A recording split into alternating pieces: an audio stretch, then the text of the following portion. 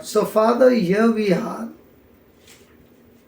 coming to you, and you sent your Son Jesus on this planet Earth on a purpose as a shepherd for the sheep, that every one of us have gone astray in our own way, and we have all sinned against you. And you sent your Son to this planet Earth to save us, to bring us back, and to restore us. So here we have come to learn from you that Jesus, you are the good shepherd, and we are your sheep, and your word says that my sheep hear my voice and they follow me. Almighty good shepherd, teach us through Psalm 23 the hidden secrets of relationship, how we can grow up in our relationship with God whom we cannot see. Spirit of God, Jesus said, I will not leave you orphan, but I will send for you a comforter, another person who will be our advocate, who will be our teacher, will be our guide, teaching us the things of the kingdom of God.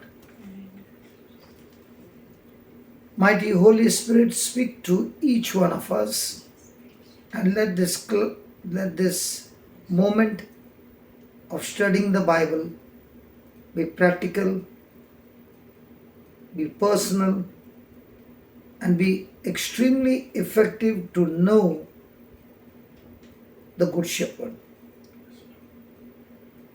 So we submit ourselves to you, asking you,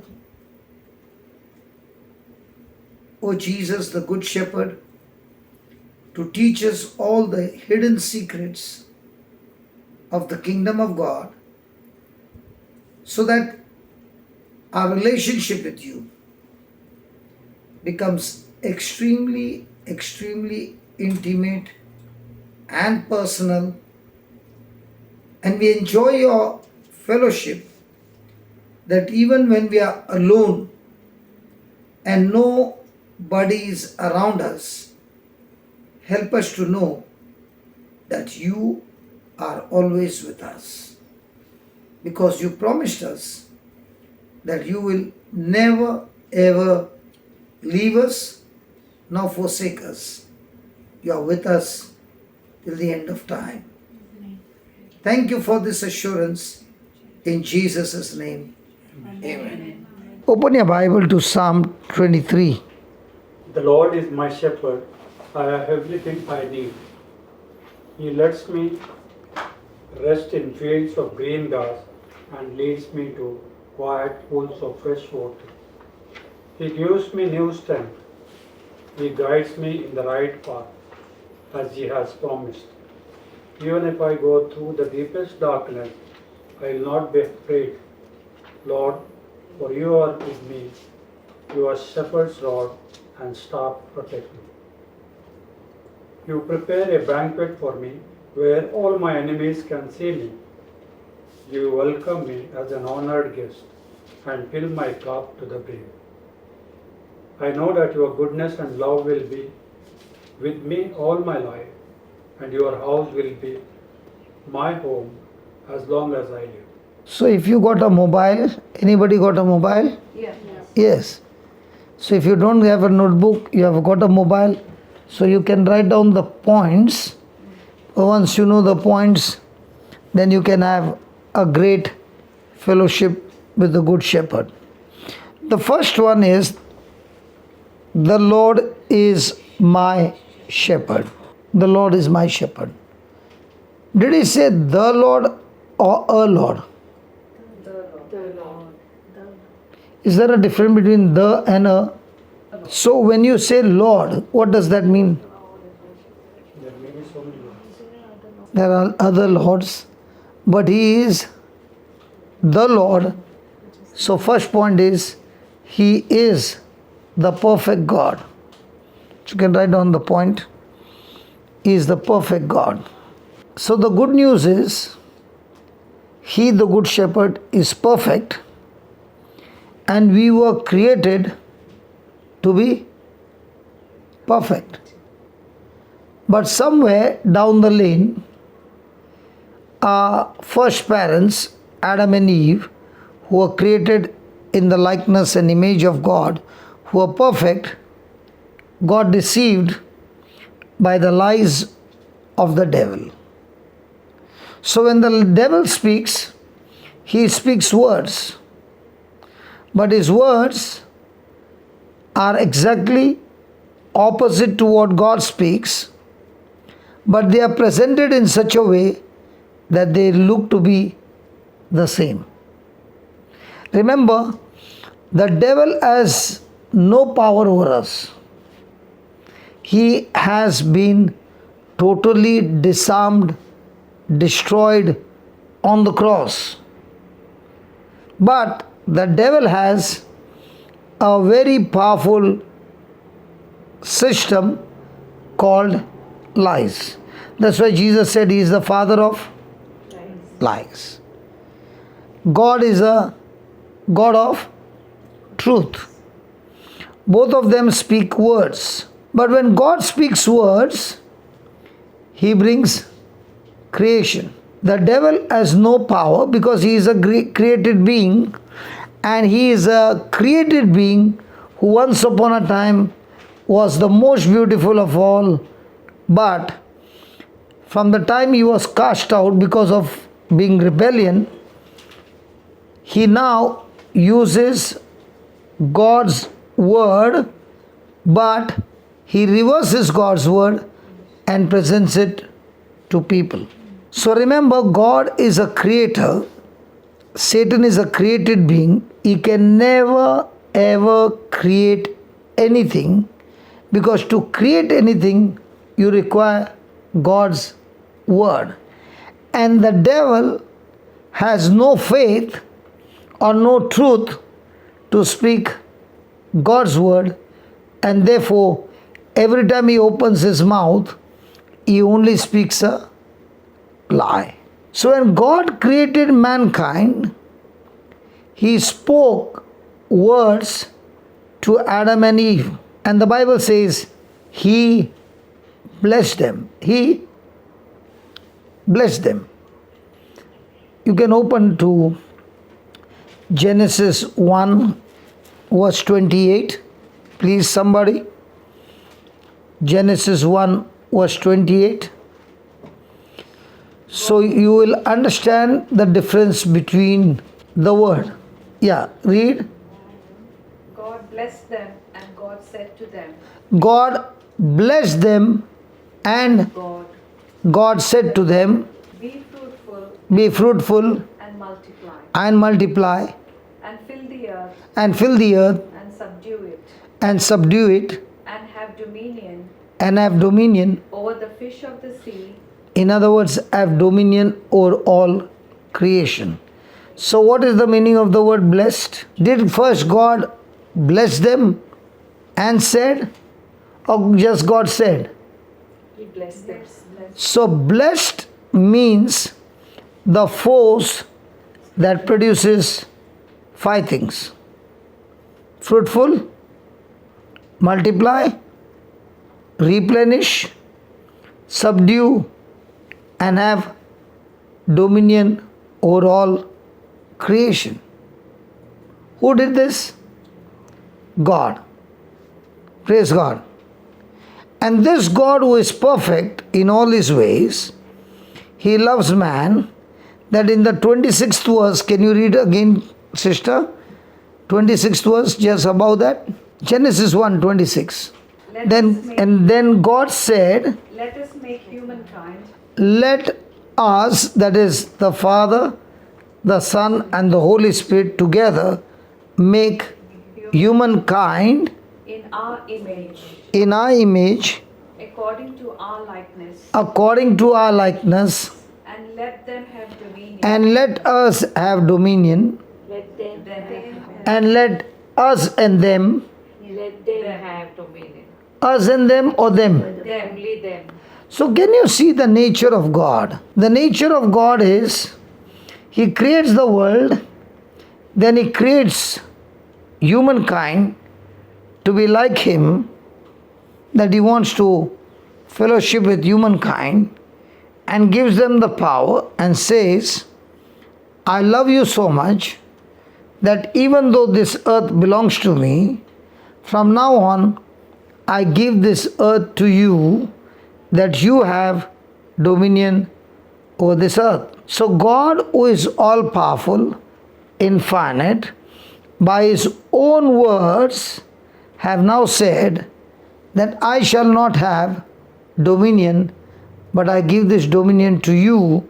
In other words, God is saying, I love you so much, just as I rule heaven, I want you to rule all creation on earth, and I hand it over to you. So now, if God has to come to this planet earth, He needs man's permission. Can you imagine how much He loves us? Will we give dominion over our life to somebody? He says, just as I rule over heaven, I want you to rule on earth, and I will give you the power to do that. Now, He is a perfect God who has created perfect beings, and He has created perfect beings to live forever without sickness, without disease, without any sorrow, pain, nothing at all. And He has created mankind to rule over this earth and rule it in such a way that He has been given the power to multiply. He has given the power that He keeps all things under order. In Australia, do they allow hunting of kangaroos? Yes. Why do they allow kangaroos to be hunted? Because they're in abundance. Too much. Because when they multiply, they cause damage. So also in Ireland, they allow deers to be hunted for a season, not throughout the year. During that season. Why? They are multiplying and they want to keep them under control. So this somebody to multiply, somebody to keep under control, who has been given the power? Man. So in other words, God is saying, I am the perfect God who has created you also perfect, and I've given you the authority that you keep everything under your control so that everything is perfect. And you multiply in such a way that this whole earth is given to you. You begin to spread all over the earth, no death, living forever. That is God's original plan. How do you like it?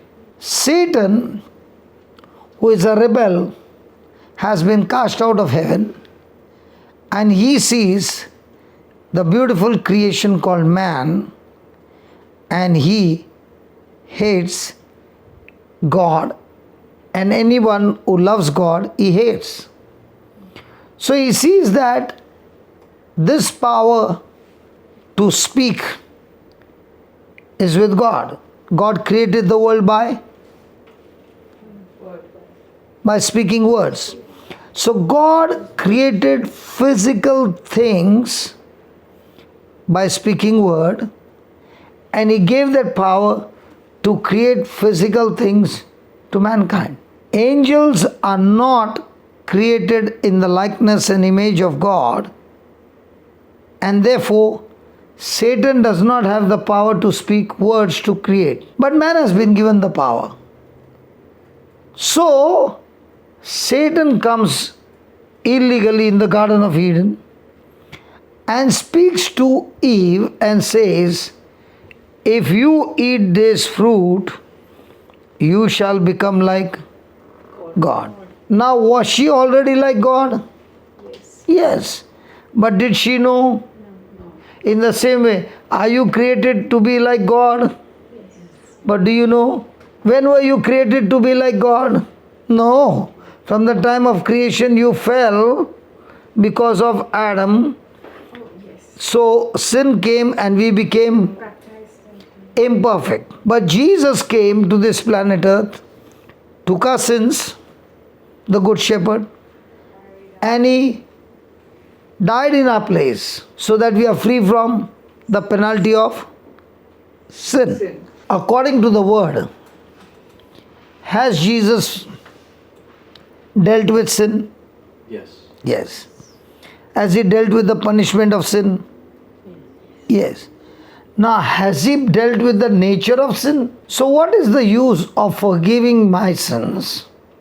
What is the use of paying the punishment for my sin and giving me the same nature that came from Adam? Because Satan's nature is selfish, self-centered. God's nature is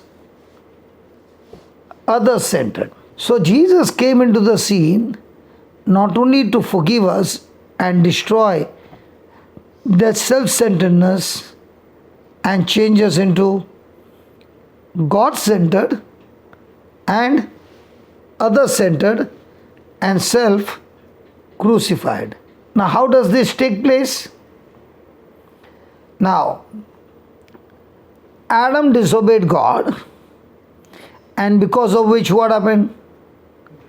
The whole mankind got sin nature or self-centeredness from Adam. So Jesus has to destroy that self-centeredness. So what should He do? He should come as man, fight the whole battle as man, and He has to fight to death, where He is not self-centered because He has come, God becoming man. So did Jesus come to fulfill His desire or the desires of the Father? Desires of His Father. So did He come to live or did He come to die? To die. We have come to live self-centered because that was our nature. Now when Jesus died, did He die His death? He cannot die because He had committed no sin. So whose death did He die? My death. Now, Adam did blunder. Did it affect us? Yes. We were made sinners because of Adam's disobedience. In the same way, because of Jesus' obedience, are we forgiven? Now the issue is, this Satan, he is the master and man is the slave. Will this master Satan ever release mankind free? No. So what does God do? He sends His Son, the perfect shepherd, to this planet Earth to be our substitute, and very important, also our representative, like Adam was the representative by which Adam's action affected us. So now, is Jesus your substitute? Yes. But is He also your representative? Yes. So when you get baptized, what are you saying? I was belonging to Adam, but now I choose to belong to Jesus, who took my place on the cross, and He died a sinless death on my behalf, and because He died, He was buried, and on the third day He rose again because He committed no sin.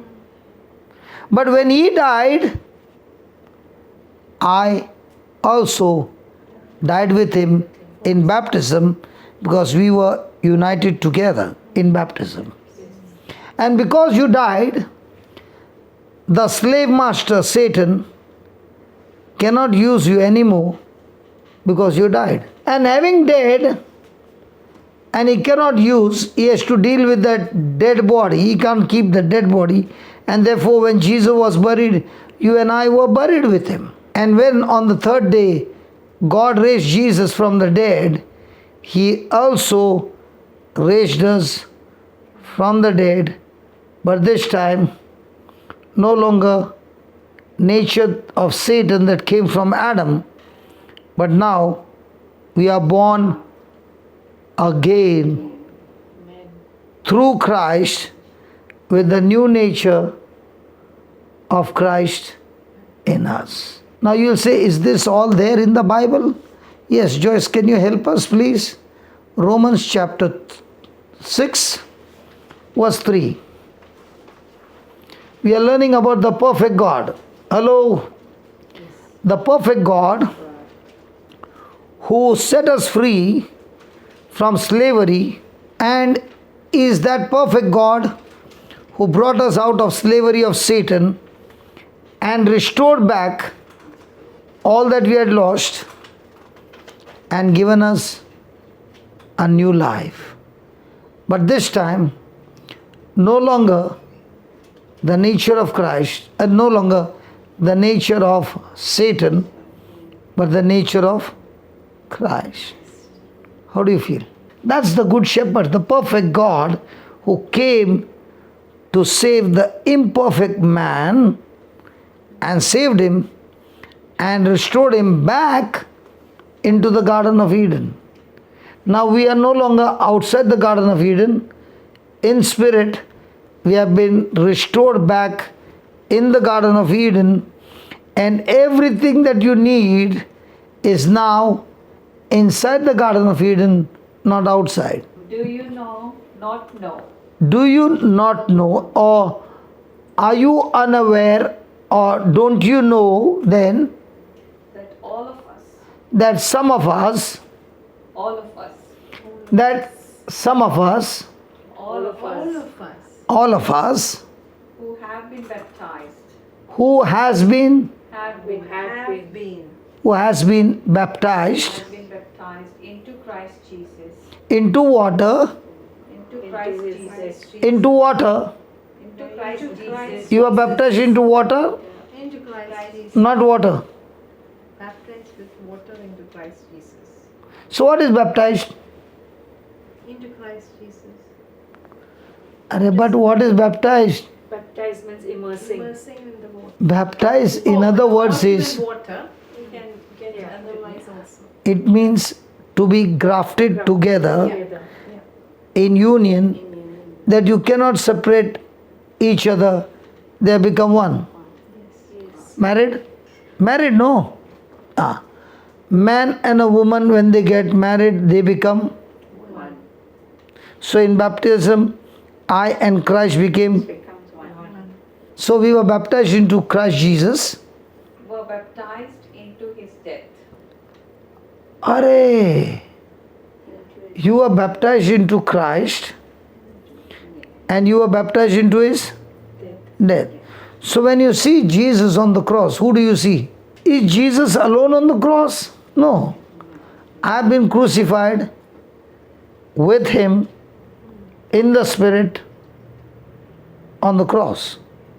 Then Therefore, we have been buried with we have been buried with him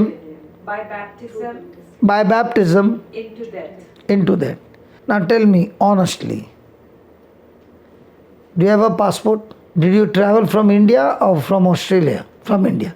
So she's born in India and she has come to Australia. Did you travel to Holy Land? Not yet. Not yet. What about you? Not yet. No. Brother, Yes, Yes, which year did you all go? 2000. 14. 2014. Brother Raj, No. all of you are sitting here and telling lies. According to the word, were you crucified with Christ? Yes. So have you been to the Holy Land? I was. That's called as belief. Yes. Yes. Yes. In spirit, yes. Was it in 2014?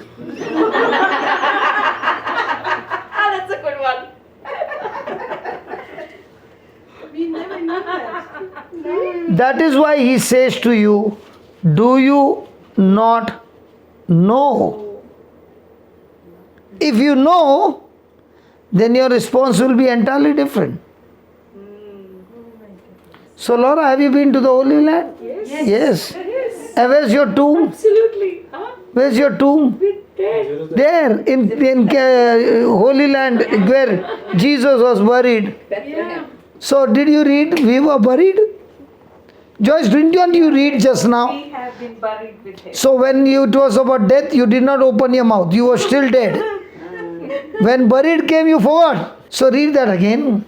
Therefore, we have been buried with him by baptism into death. Okay. Before we go further, let us deal with something. Because I see this brother is very serious. He is probably coming up with another question. No, let him come with a question. That is not a problem. But when the Bible says, do you not know? In other words, he is saying, do you believe? Now, let us study about belief so that we don't confuse this brother. Because when he says, don't you believe, don't you know? It is better to know what is belief. What is belief? See, when you say faith, I can confuse you. Get lots of words. I can confuse you with proof. No, accept. Now, when you said faith, I can confuse you because a person who has faith also believes, a person who has fear also believes.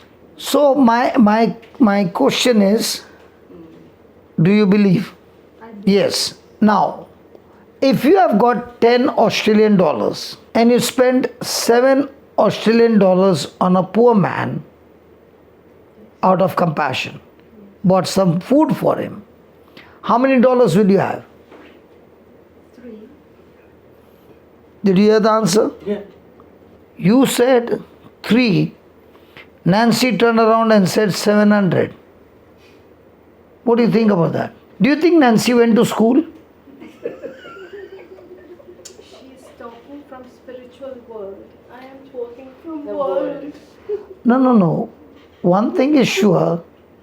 What is your lifestyle? Natural or spiritual? Because you can live in this world natural and you can live in this world spiritual. So when you give me the answer 3, it means that's what you believe. Because what you think is what you say. Now when she gave me the answer 3, I know she's a lady who lives in the natural world, and that's why she said 3. But Nancy said 700. Nancy, how did you get that 700? Now did Jesus say, give, and it shall be given unto you, good measure, pressed down, shaken together, running over, shall men give unto your bosom. So now in the kingdom of God, when you give to the poor man, how much did you have? In multiplication.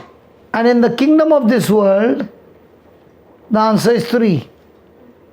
Now the question comes, which one do you believe? 3, you can see, Multiply. you can touch, you can feel, and you can spend. 700, you can't see. And that is why when you study the Bible, are you studying the Bible with your sense knowledge or the word knowledge? If you study this Bible with sense knowledge, you will surely fail. Because it always speaks, every word speaks about things not sensed by your senses. And that's the challenge. So are you going to study the Bible from your sense knowledge or word knowledge? Because whatever you say is what you believe. Whether you're right or wrong, what you have the knowledge, that's what you speak. So when God says, do you not know when you were baptized you died with Christ? Did you ever die? No. But in the spirit, did you die? Yes. Because you do not understand with your sense knowledge, you have the nature of self-centeredness that came from Adam. But were you created with self-centeredness? No. So when Jesus died, he took our self-centeredness and died in our place. He was buried, we were buried, but when God raised Jesus from the dead, we were raised from the dead along with him, but now with which nature? Christ's nature or Adam's nature? So the question is, are you born from your mother's womb now, or are you born from God's womb now? But how much do you believe in your everyday life? So your life is all about what do you believe? What the Bible says, or what your senses say? Really? Then tell me, today, how much time did you spend on you, and how much time did you spend for others? So we have been given the new nature of Christ, but the problem is it cannot be sensed by our senses. It can only be sensed looking into the mirror. Did you see your face in the mirror today? I am not sure. But you will be sure that I saw my face in the mirror because of my clean shave. The reason is, I've never seen my beard in my life, but I've only seen the reflection. But is it real? In the same way, the Bible is the mirror that shows me the condition of my spirit looking into the mirror. But the condition of my spirit can never be understood or seen using my five senses. So what's your challenge now? Look into the natural mirror or look into the spirit mirror? If you look into the spirit mirror and you believe you are a supernatural creation, back, restored completely with the power of God. But the same person looks at himself, which is natural senses, he's still corrupted. So when Jesus died, was buried, and rose again, Satan lost his hold on you, and God gave you a new birth, a new creation, anointing, power, authority, dominion, that you are called now to be in Christ to destroy the kingdom of darkness. And that's what the fishermen did. That's what the fishermen, the 12 who were selected, out of the one got lost, but the 11 did. They were ordinary people, but when they understood what Christ did for them, they operated in the supernatural, even raising the dead. And the best part is, that same power is given to all of us. Example, you got a mobile? Yes. Do you know all the facilities that are there in that mobile? So can you use it? I can't use all of it. You will only use what you know. Yeah. But is it limited or there is so much more? So as long as you don't know, are you operating on the full capacity or just the calling capacity? Your brain can make you understand things seen and sensed. But your spirit man, who became a new creation at resurrection of Christ, which he gave you absolutely free, is able to understand spirit things and operate on spirit things even though you can't see it. So are you a spirit man or a sense knowledge man? You can be born again, you can be baptized, you can be restored, but still you are living according to your sense knowledge. So are you living to your maximum level, or are you living the most low standard life? But has Christ recreated you to be like him and live like him and be the light to the world and bring salvation to all mankind. So, are we restored people or fallen people?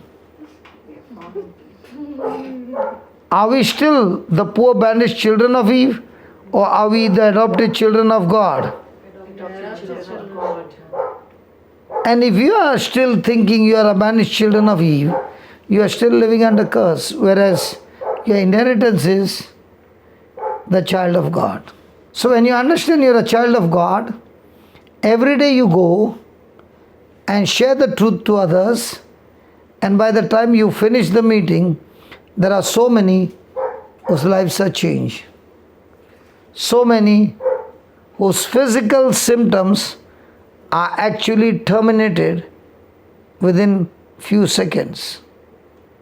So this trip, Perth, Adelaide, Sydney, Canberra, is full of testimonies of people who explained this truth, and the next moment those sicknesses were terminated within few seconds or within few minutes, and that too not from my hand, but those who were taught and they came and did it. So what's my job? To teach your inheritance, to help you to live victorious life over the kingdom of darkness. That's why when you watch those videos, it's not only about teaching, but after the teaching is the confirmation of the teaching with signs and wonders manifesting. And that is what God has called us to live. When was the last time you performed a great miracle with your hand? When was the last time you opened deaf ears? Asking you. So are you living an abnormal Christian or a natural Christian? A natural Christian is living on the supernatural power of God and is not self-centered, but all the time thinking about how God has chosen me to bring salvation to mankind, and I'm supposed to travel to bring light into those who are in darkness, teach them the truth, so that now they also carry on the mission to help mankind live a victorious life. If you don't believe, go on the YouTube in these few weeks, whatever was taught, you click on those videos. First is the theory class, and when people understand it, then the good shepherd who is teaching will now teach you how to use it practically in life and set the captives free. And the best part is this power is not given to the religious or the preachers only, but everyone who believes in Christ. Now what you are learning is not the gift of the Holy Spirit. What you are learning is the power of the Word of God operating in your life. I'm not here to teach you on the gifts. I'm here to teach how the Word operates in your life. Gift doesn't operate all the time. Word of God operates perfectly all the time. So now the question is, do I believe 10 minus 7 is 3? Do I have to ask in the natural or in the spiritual? It's the lifestyle that you live. If you're living a lifestyle of the Word, then all the moment you're living in the Spirit.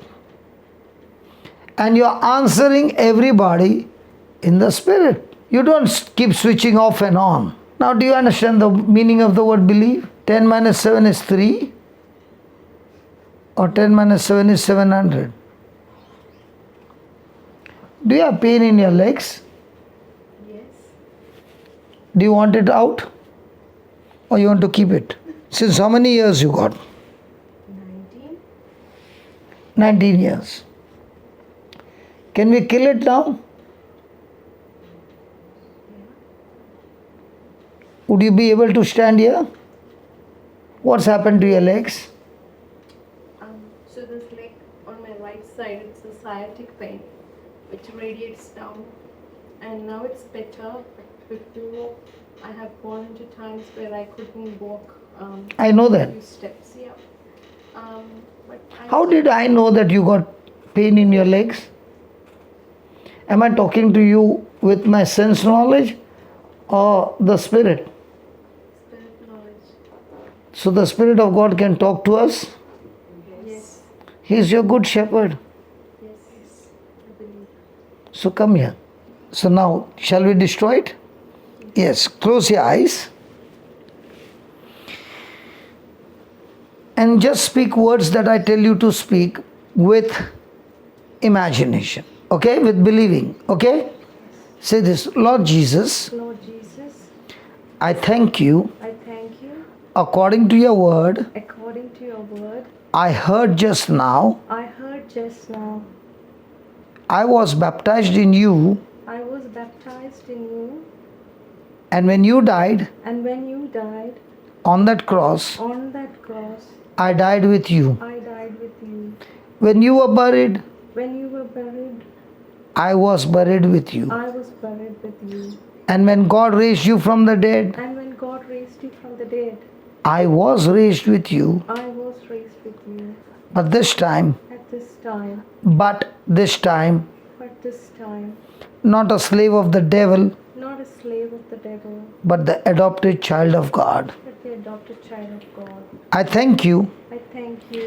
My old nature My old nature has been nailed on the cross, has been nailed on the cross, and now and now I have the nature of Christ I have the nature of Christ in me.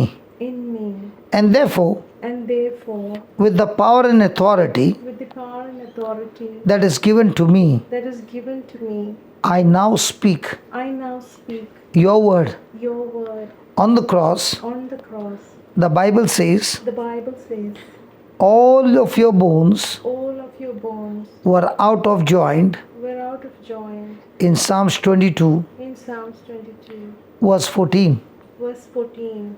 And they were out of joint And they were out of joint, so that so that my bones my bones are aligned, are aligned, restored, restored, and back into their rightful position. and back into their rightful position. And as this is happening right now, And as this is happening right now, all of my nerves all of my nerves are loosed, are loosed, completely loosed, completely loose, completely relaxed, completely relaxed, and I'm set free and I'm set free from every pain from every pain in the name of Jesus. in the name of Jesus. Lord, Lord, I thank you I thank you for giving me this power for giving me this power and this anointing. and this anointing, I'm set free and I'm set free completely.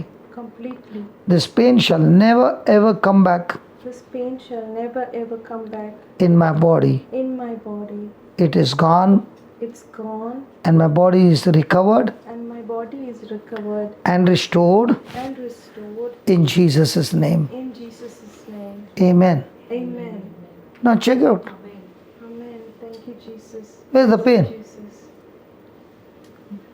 Hello, where's the pain? There won't be any more pain for sure. No, but is the pain there? No.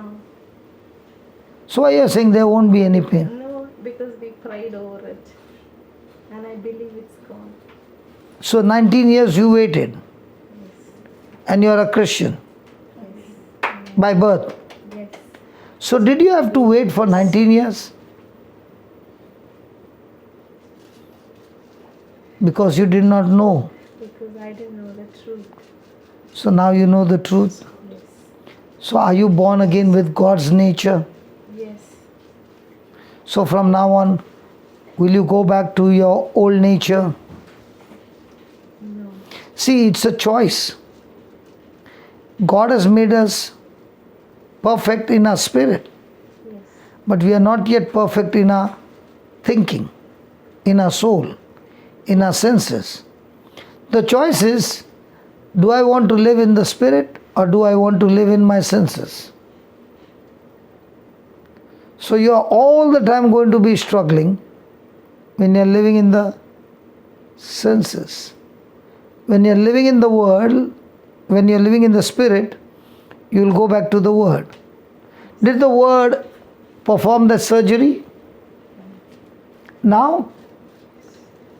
Now do you have any pain? No, I don't have any pain. So why don't you try different angles?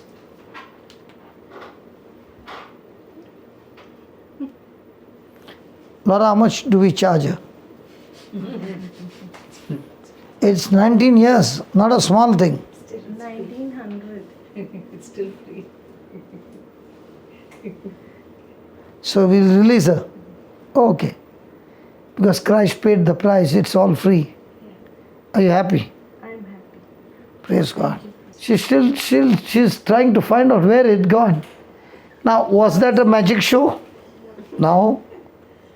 It's purely the truth of the Word of God. Now, with what has happened, no?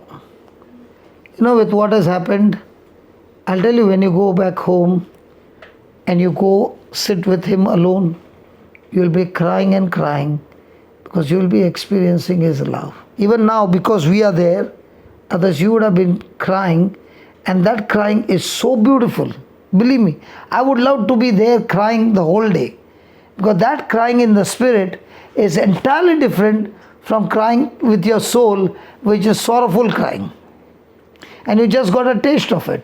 And when you start crying with these tears, you will find your life is getting changed in no time. Because now the Spirit of God is saying, I love you. That's all. Now you are asking, why do you love me? I love you. And I don't love you based on your performance. I love you with an everlasting love. I don't love you because you are good. I love you even when you reject me. Even when you don't look at my face. Even when you go away from me. But listen, I love you and I will not leave you. And that's why He's the perfect shepherd, the perfect God. Now do you understand why I love my job? I love my job, that I want to do this job day and night. Praise God. Praise God. And the best part about this job is I don't even know what I'm going to preach. And we are still stuck on that first line. not even the first line, the Lord. The Lord. And we have got 30 points to go. We are still on point number 1. Now, isn't the presence of God here? Can anybody see God? But can we see His work? You try how much you want. You'll never get that symptom again. It's gone forever. And the best part, there are no side effects. There is no surgery, no stitch marks, no blood, nothing. Absolutely free. But one thing, the surgery was done in open for everybody to see. Sorry about that. What had the doctor said to you? So that's sciatic pain, compression of the nerve. And how did it get released? What did you say? Lord Jesus, on the cross, according to Psalms 22:14, all your bones were out of joint. Because somewhere the bone alignment went wrong, the nerve was compressed. Thank God you did not do the surgery. And when we spoke to the bones, they went back to their original place and the compression was released. Now, isn't that a supernatural life? Now, has God given us this supernatural life? Now that you understand that this life is given to you, so you have spirit life and you have the old life as well. Now you can make a choice which life you want to live. And the battle every day is not against Satan. The battle is against yourself. Yourself is a dictator, wants to rule your mind and have his way. And now you are fighting back and saying, self, you are crucified and I'll see to it that you are crucified there forever. So that when your self is crucified, Jesus is now living in that body and doing amazing things in you and through you in the lives of others. And the best part is, it costs you nothing. Is there a difference between watching on YouTube and watching live? Oh, yes, brother. So much different. Sorry, it's not live, it's recorded. But what happens in the recording, you can only see this much. But here you got total wide angle, which is not recorded on the camera. So young man, are you now satisfied about the word believe? Can we just close our eyes and thank God for this? Father, we thank you so much and we love you, Lord, that you make this class so interesting and you bring it down to so simplicity with examples that how the complicated thing can be understood in a simple way. Yes, Father, as your word says, do you not know? There are so many things that we do not know. And only you, Holy Spirit, can help us know. And it is only in knowing. Thank you that this precious sister right now chose to believe your word, and because she began to believe the unseen, it had an effect on the seen, which ruled over her for 19 years. And when she spoke those words destroyed that infirmity, the seen, and restored her with good health, which is unseen. Thank you. Thank you, Father, for this creative miracle that you performed right now in our midst. We thank you and we praise you. In Jesus' name, amen. So the first one is, He is the perfect Lord. Second is, the Lord is my shepherd. Right on the second point, my shepherd. My shepherd means He is a perfect keeper.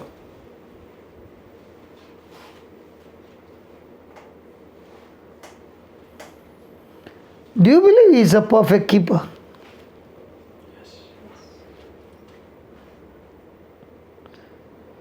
So do you fear? Is He a perfect keeper? Yes. Yes.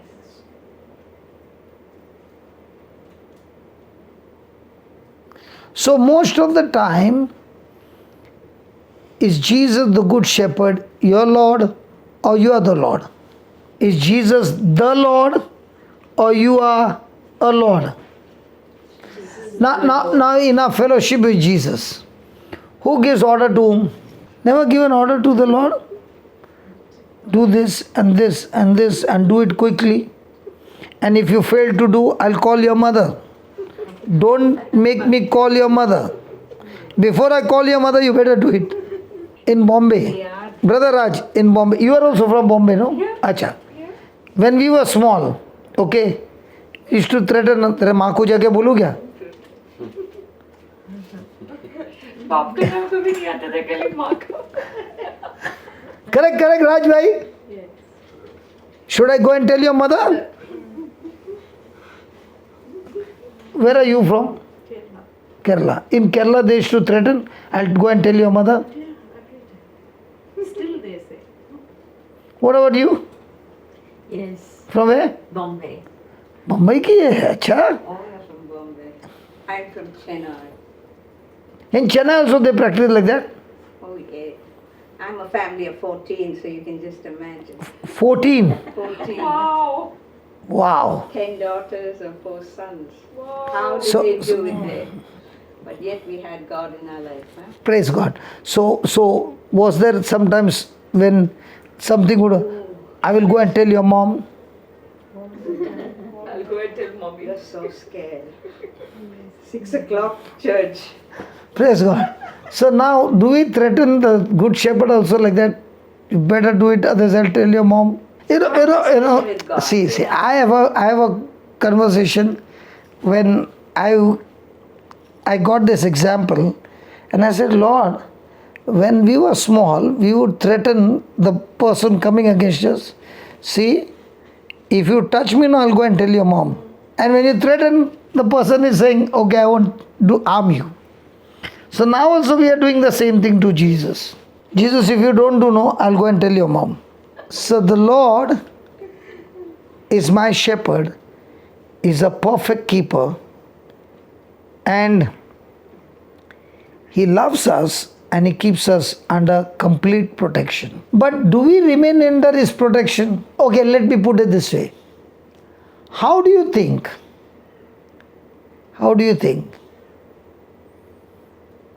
that the devil is able to bring us out of his protection?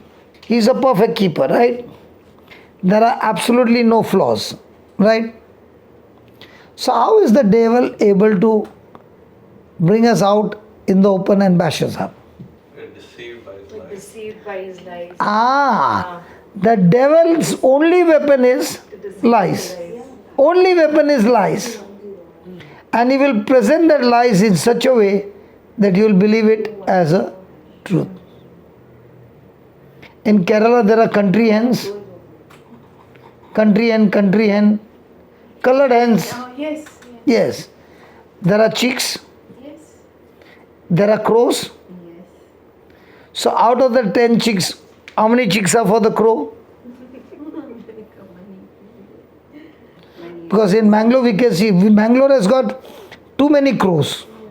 In the morning the grandma will open and the hen will go with the chicks.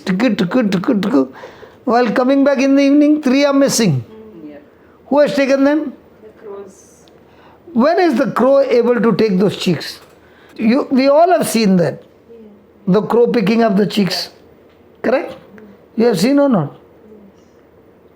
When the chicken will leave its mamas and go loitering away. See, the mother will keep on scratching, right? Yeah. And the chicks are supposed to come and pick it up. But some chicks, they go on their own. Loiter about, wander about. And the mom will make noise Yeah. for the chick to come back. But the chick in fear will run in a wrong direction. That wrong direction is the last stage of the chick forever. But look at man. In spite of so many wrong directions, the good shepherd still comes to the rescue. So the Lord is your perfect shepherd, the perfect keeper. So do we listen to His voice talking the truth, or do we listen to the voice of the lie of the devil? Because whenever the good shepherd speaks, he speaks about words where evidence is not found. Example, you have seen Jesus on the cross so many times, correct? Did you ever know that every one of his bones were out of joint? Because what we see on the cross is one wound here, one here. So we say Jesus had 5 wounds. Yeah. His bones were out of joint, but they were not broken. No. Yeah. So imagine when you go home, read that Psalm 22, and you will be shocked that the suffering of Christ over there is mentioned, that is, his flesh was ripped, that even his bones could be seen. And his bones could be counted. So you can imagine the kind of torture he went through with only one intention, to save you and me. So every day, remember, the devil can checkmate us if we decide to fight the battle using our senses. You will surely lose. But if you fight the same battle from the seen to the unseen, you are always a winner. And all our life from school, we were taught to rely on things seen or things not seen. Can you please excuse me? Can I ask you what exactly happened? You got the quote from whom? Typed or oral? 0. No, don't give the code. Everybody will come to know. It's going on it's recording, guys. Now, did she give you typed on WhatsApp or was it oral? Oral. And then she messaged. Then afterwards it changed. Then you gave me 0 to 10. Oh, okay. You got the message on your mobile, right? Can you show me?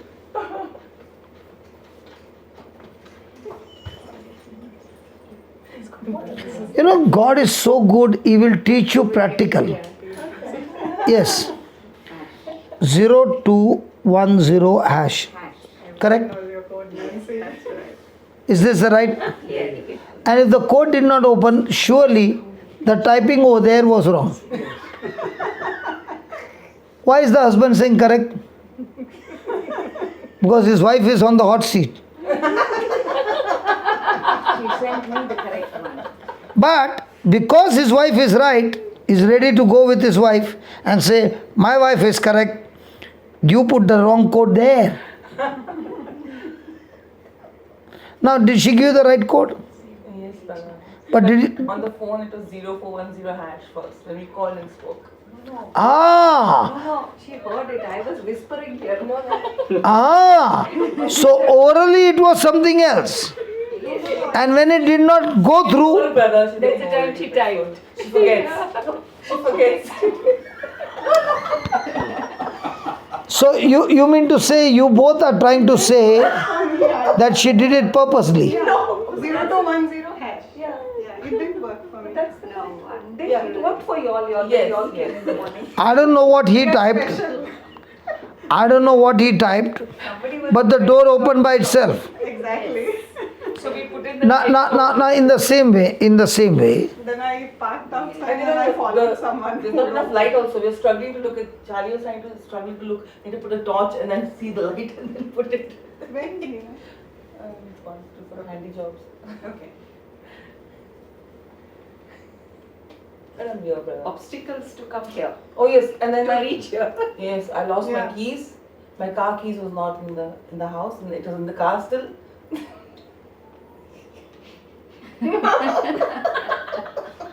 We've all done that sometimes. Yeah. We all, but the keeper still kept you safe. yes. Yes, amen. That's what we are learning. Yeah, keeper still brought you here. Yes. It was God's plan that I should be here. So now she gave me a mobile, she doesn't want it back. What, brother? What we heard just now is the person who is the owner of this place gave the right code. Somewhere she spoke first, she heard it. Wrong. I don't know whether she heard it wrong or I gave her. no, Nancy. She heard it wrong. Okay. So now with all these things, whatever happened, whether Nancy was right or you were right or wrong, but did the gate open? No. The gate opened only when it got the right code. In the same way, the word of God is the right code which will open for you your inheritance. And the owner of that right code is Jesus Christ of Nazareth. And when the right code opens, you don't have to work hard. You get it free. How much money did you spend on doctors? Yeah, I have spent, not at the moment, I have spent a lot of money. Lot of money. And 19 years. Yes. If you had to get that code, Psalm 22:14, would you suffer for all these years? Okay, what you got? Physical. I've just got a mind that's really not at peace. I struggle with my thoughts. You struggle with your thoughts. And physical? Physical, I think I've got a little bit of anxiety. Like I said physical, not mental. yeah. Physically, I am Fit. okay. Fit. Only anxiety. Anxiety. Now, she got the code. And if she had no phone number, Where would she be? Outside the gate. Now, when she got the code right, has she reached in? Yes. Now, in your life, there are many codes that you got, thoughts. Now, thoughts come from outside, inside, and from inside, inside. Now, there are two kinds of thoughts. One is you receive the promise of God. So, where's the promise? Inside. And you got also some bad report from the doctor. So, the report has come from outside. So, the Word of God is a seed that you need to plant in your heart. And also, the word of the report is also a seed, but it doesn't go onto the heart, it goes onto your senses. So, in your senses is a bad report, in your heart is the seed, the Word of God, which is incorruptible. Now, both are seeds and both produce thoughts. So, if it is the report, then the thoughts are bombarding from outside, trying to get authority over your mind so that it can rule over your body. And when you have the word in your heart, that word is also giving you thoughts to change your thinking of your mind. So, a thought coming from inside, a thought coming from outside, which one do you choose? Then where's the question of anxiety? The reason you are anxious is because the thoughts from outside are ruling over you. Because thoughts from outside speak to you based on physical evidence. And thoughts from inside, which is the Word of God, is based on written word evidence. Now, which one rules over your thinking? Example. You got a report from a doctor, let's say a very bad report. How many times did the doctor talk to you? Might be twice when you met. You got out of the clinic, is the doctor walking with you? No. But are his words walking with you? So now what you heard from your external ears, are they talking to you? Yes. Now nobody is walking with you, but are tears rolling down in your car? Yes. Now you picked up your phone and called up your mom. Which message did you give? What the good shepherd gave you or what the doctor gave you?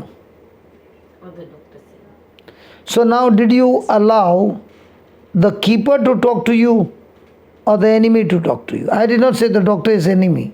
I am speaking those words. Now who is talking to you? The words outside or the words inside? The words outside. So is it going to kill you? Good. Is it torturing you? It could, yes. So who is in charge now? So are you listening to the good shepherd, your keeper, or are you listening to the stranger who is giving you lies? So how do you change this situation? Have you ever heard people say, that person in my office deliberately comes and irritates me? Have you heard that? Yes. So have you heard that word deliberate? Yes. What is deliberate? Making a purposeful effort. Like But with force. yeah.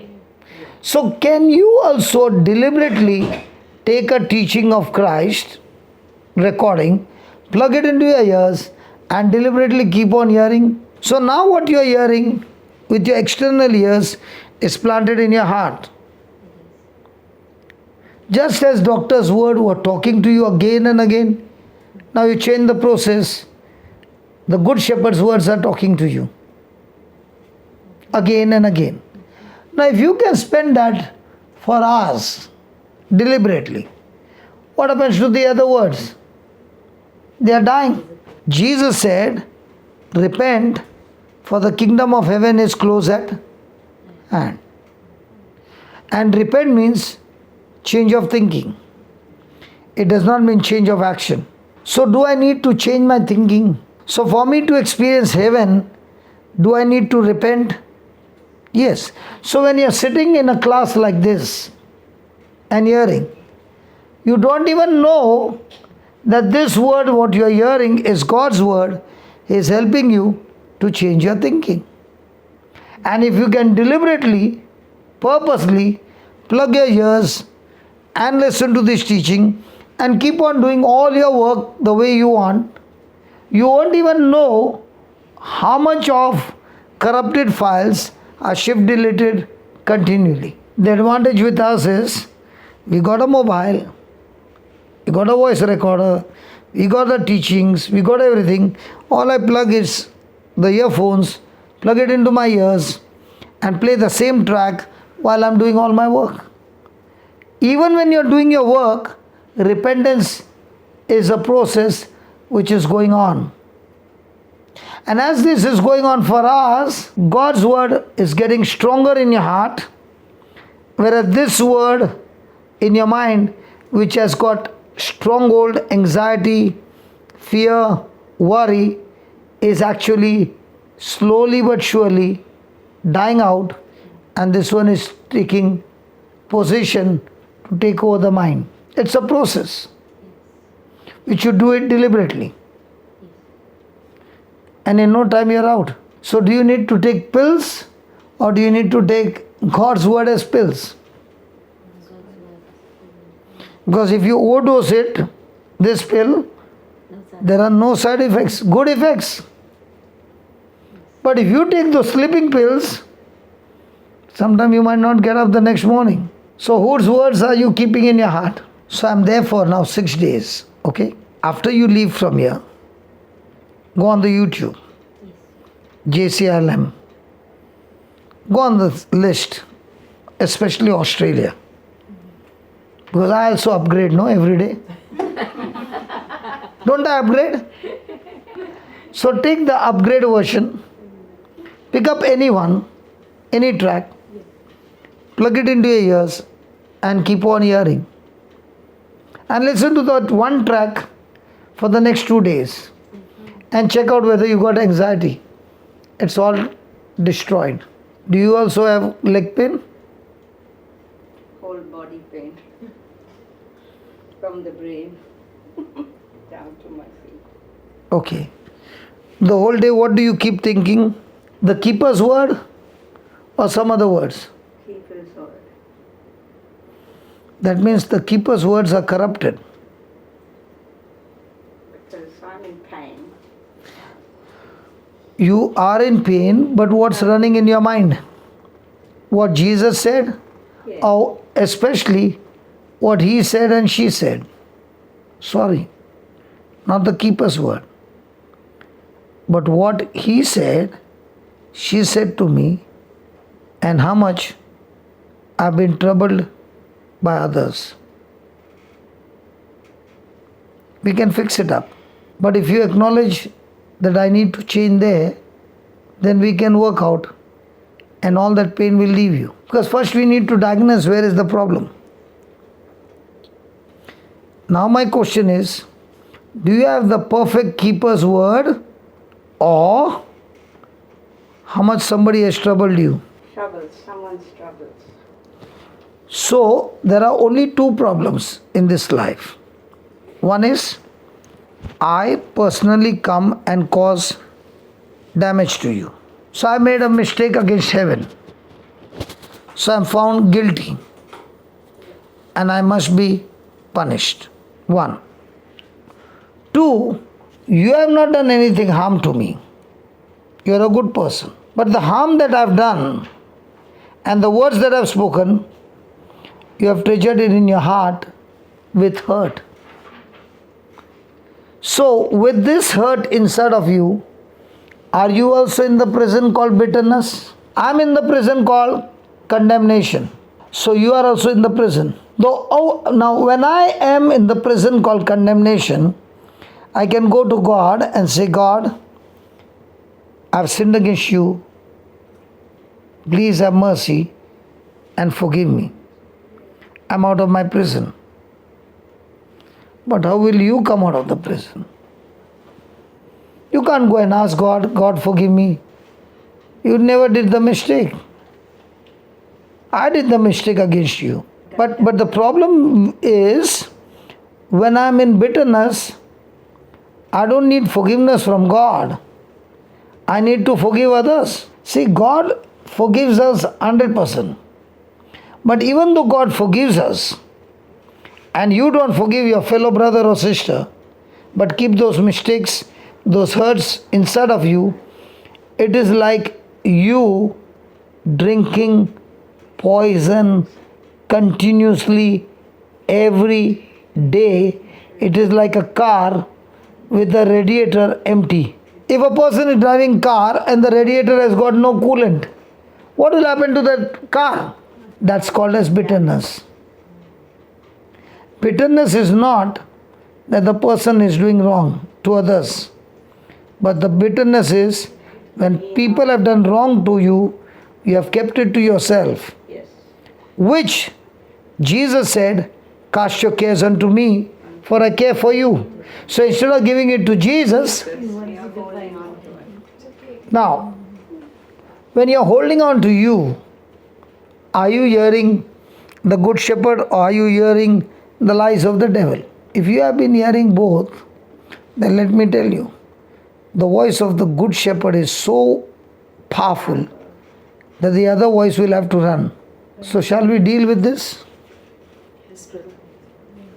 Privately or together?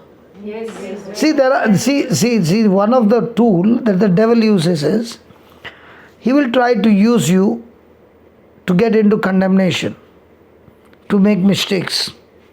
But you're very sensitive that you're saying, I will never do that sinful thing.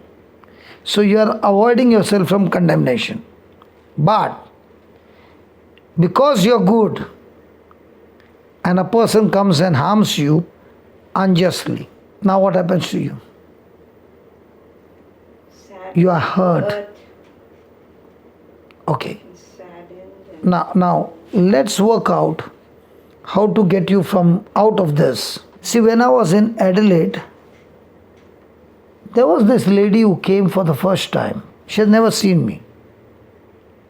And a friend of hers or a relative of her called her and said, you please need to go. So she came there.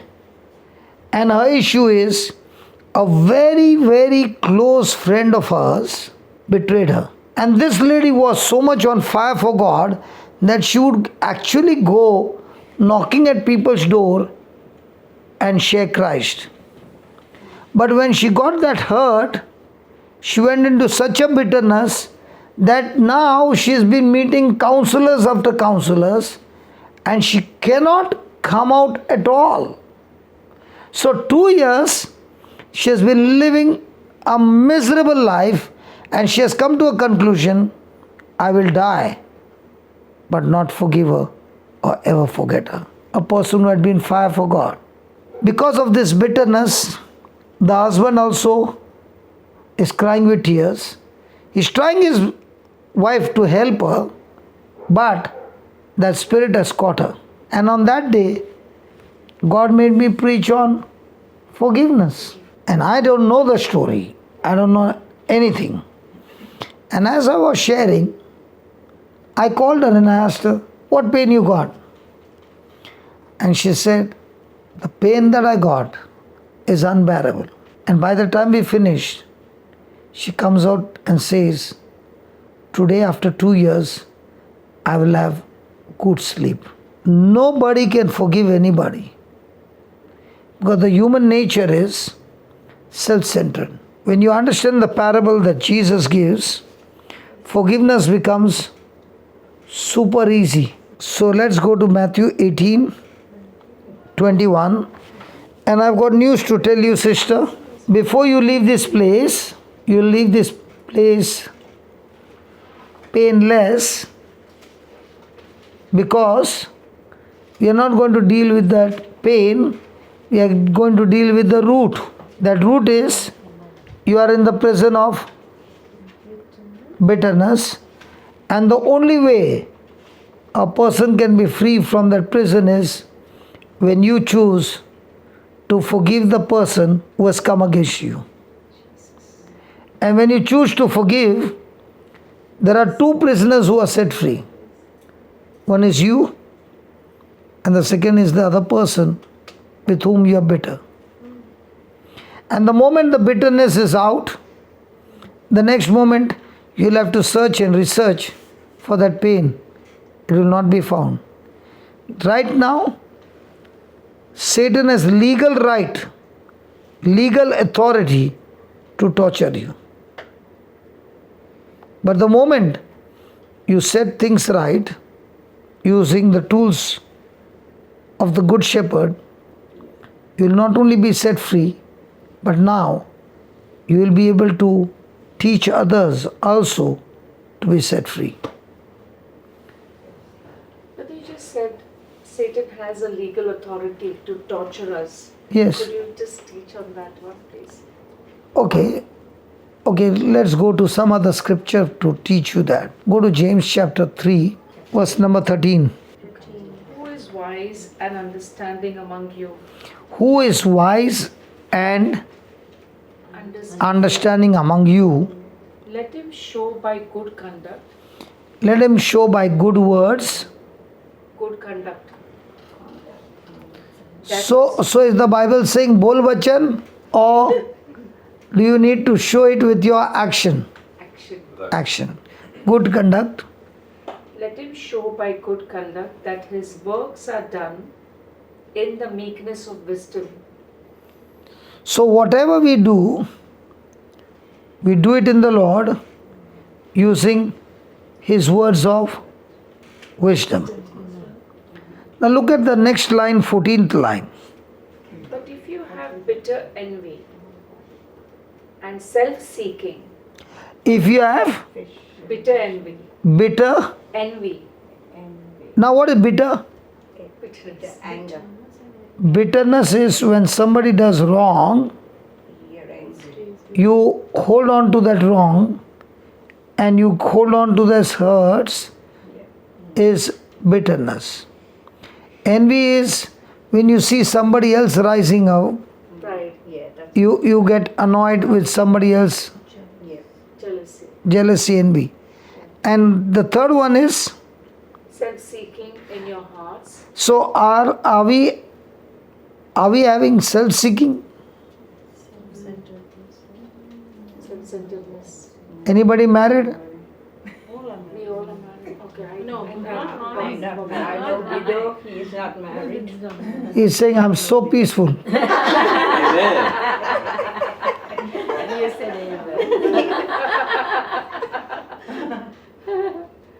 Is that true that married people cannot be peaceful? Married boys, please answer. Married boys in front, he's very quiet. Look at Nancy. Neither confirms nor denies. Nancy, I never knew you could be. My views have changed now.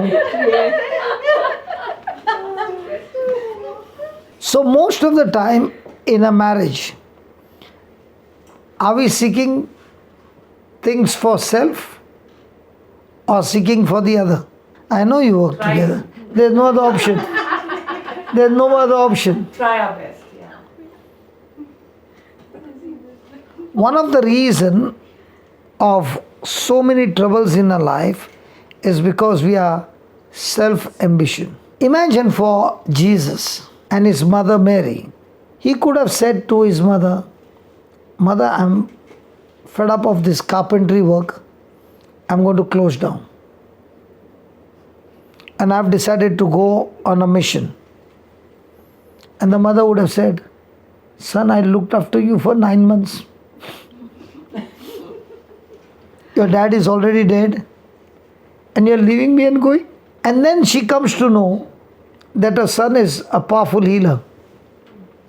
So she could have come and told the son, Son, I'm so happy you closed that carpentry work. I was also thinking about such a hard work.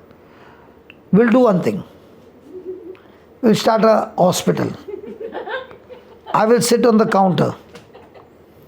Let the patient come from one side, you heal them on the other side. Let's put fixed rate. Any sickness, charges same. Would it work? Then she would say, why not we have another clinic, bring the dead and take them alive? Would it work? So now the business is growing. Then she's saying, we start the catering. Get your samples and take in how many thousands you want. Only get the samples. We give you the same product in multiples. Would it work? Then she says, the 3 businesses are prospering. The 4th one, get a person with bhoot. With evil spirit. That's the icing on the cake. With evil spirit or called. Okay, we can set them also right. Would it work? So what if Jesus had to do all that jobs? But his target is not to go to the cross. It would have still been the same. So what was his top priority? To go to the cross or do all these things? And what about us? Now tell me, which one is enjoying? The healing ministry, the preaching ministry, or dying to the cross? Or carrying the cross? So when you are carrying the cross, is yourself alive or self crucified? Alive. So who are the ones who actually enjoy Christian life? So in carrying the cross, yourself, who is a dictator, has to be put to death. Because if you don't put him to death, he will torture you to death. When he says, if you have bitterness, envy, and strife, where does that come from? The dictator. And who's that? Your old nature. That you got from Adam. And he wants to sit on the throne. Now tell me, out of the 24 hours, how many hours do you look at comfort? And how much time do you look at somebody's comfort with you making yourself uncomfortable to comfort others? So when your comfort, where is self? Sitting on the throne. When you become uncomfort to comfort somebody else, no charges. Now who's sitting on the throne? Christ. And where is self? Crucified. So every day, which one do you train yourself to sit on the throne? You told me, why don't you sit and preach? What was my quick answer? If I sit, I'll go to sleep. I know that. So standing in one place without moving, is it easy? But if I stand and I speak for long hours, or I sit and speak for 45 minutes and then which one is better? So you are thinking about yourself, but what about me? I'm still sitting there. Are you understanding? Yeah. So he's saying, if you have all this in you, read now. But if you have bitter envy and self-seeking in your hearts, do not boast and lie against the truth. So the truth will teach you what? To put to death self or to be self-ambitious. So most of the time, are we listening to the truth or the lie of the devil? We got to listen, but who are you listening to with all that bitterness in your heart? See, sister, listen. If you give an excuse, you can never be teachable. But if you say, Lord, I understand my error and I'm willing to change, help me to change and get rid of my mistakes, you will always win. People who give excuses are, in other words, not willing to be teachable. And as long as you have got no teachable spirit, you can never be taught. But the moment you have a teachable spirit, the first thing will come, you're talking about me, brother. This is exactly what I'm going through. But can you please help me that I can make the correction? Because your whole life is based on what proportion are you ready to make correction. That proportion you will experience the healing and miracle. If you say, I'm all right, you are being deceived by the devil. But if you say, I need correction, and you are saying, God, help me to make the correction, you are now flying like an eagle. That correction is the repentance. And that's why Jesus spent hours and hours and hours teaching and preaching. Why?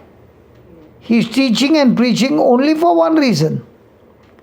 You check and make the correction yourself, asking God's help. The next moment you are completely healed. So if you are saying there is no correction to make, I give you assurance, you will go back with the same. But the moment you say, Lord, I need correction, you will open the door with no pain. It's not going to depend on God. It's not going to depend on the devil. It's going to depend on your reply. A preacher can teach you, but after the preaching comes what's going to be a reply. In preaching, there are three things. First, the preacher reads from the Bible, which everybody can do. Second, the preacher begins to bring out the hidden secrets in that preaching. And when he has finished both, he says, now it's your turn. How much are you willing to agree what was being preached? And if the person responds to that preaching with making corrections, at once the healing takes place. You know why you got healed so quickly after 19 years? And it did not even take 3 minutes or 2 minutes.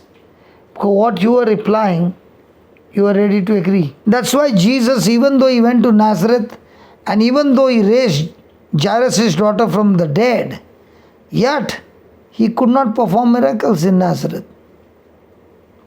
Because unbelief is such a spirit that can block you from receiving your inheritance.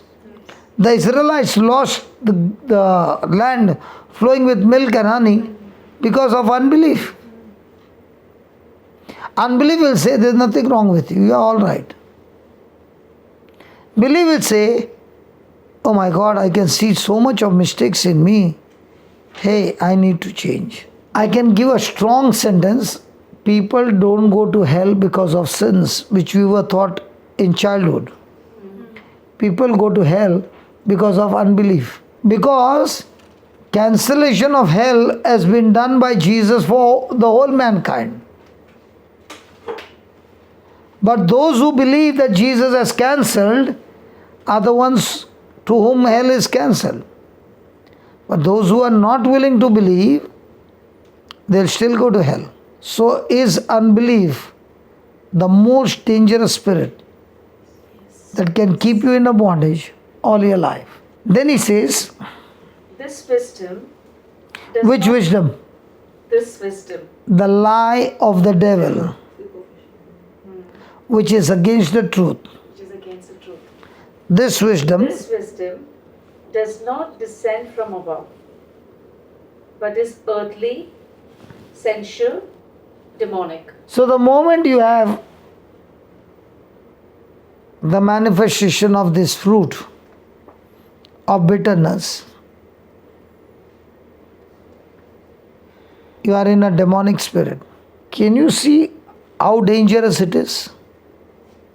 I don't know about you, one day the Lord began to tell me and say, when we were small in Bombay, I'm talking about Bombay, we used to play that, Katti and Batti. When our parents saw us play Katti and Batti, did they ever tell you, when you're doing Katti, it is devilish? No. So it was very, very okay to practice Katti and Batti. And then that Katti and Batti became in the family. And the parents said it's okay. Now we grew up, married and having children. And still that Katti Batti is still going on. And till today nobody says that Katti is extremely devilish. How many people in the church who might be going to mass every day have cutties. Sitting right on the first row and looking with microscopic, telescopic eyes, looking at everybody, because they come to church every day. But those who are coming on Sundays, do you know when a person is condemning somebody, that person can never love somebody. So if you got a habit of condemning, you cannot love. Look at Jesus. He saw that Samaritan woman was living a sinful life. But did he condemn her? He gave her love. When he said, go and call your husband, she said, I don't have a husband.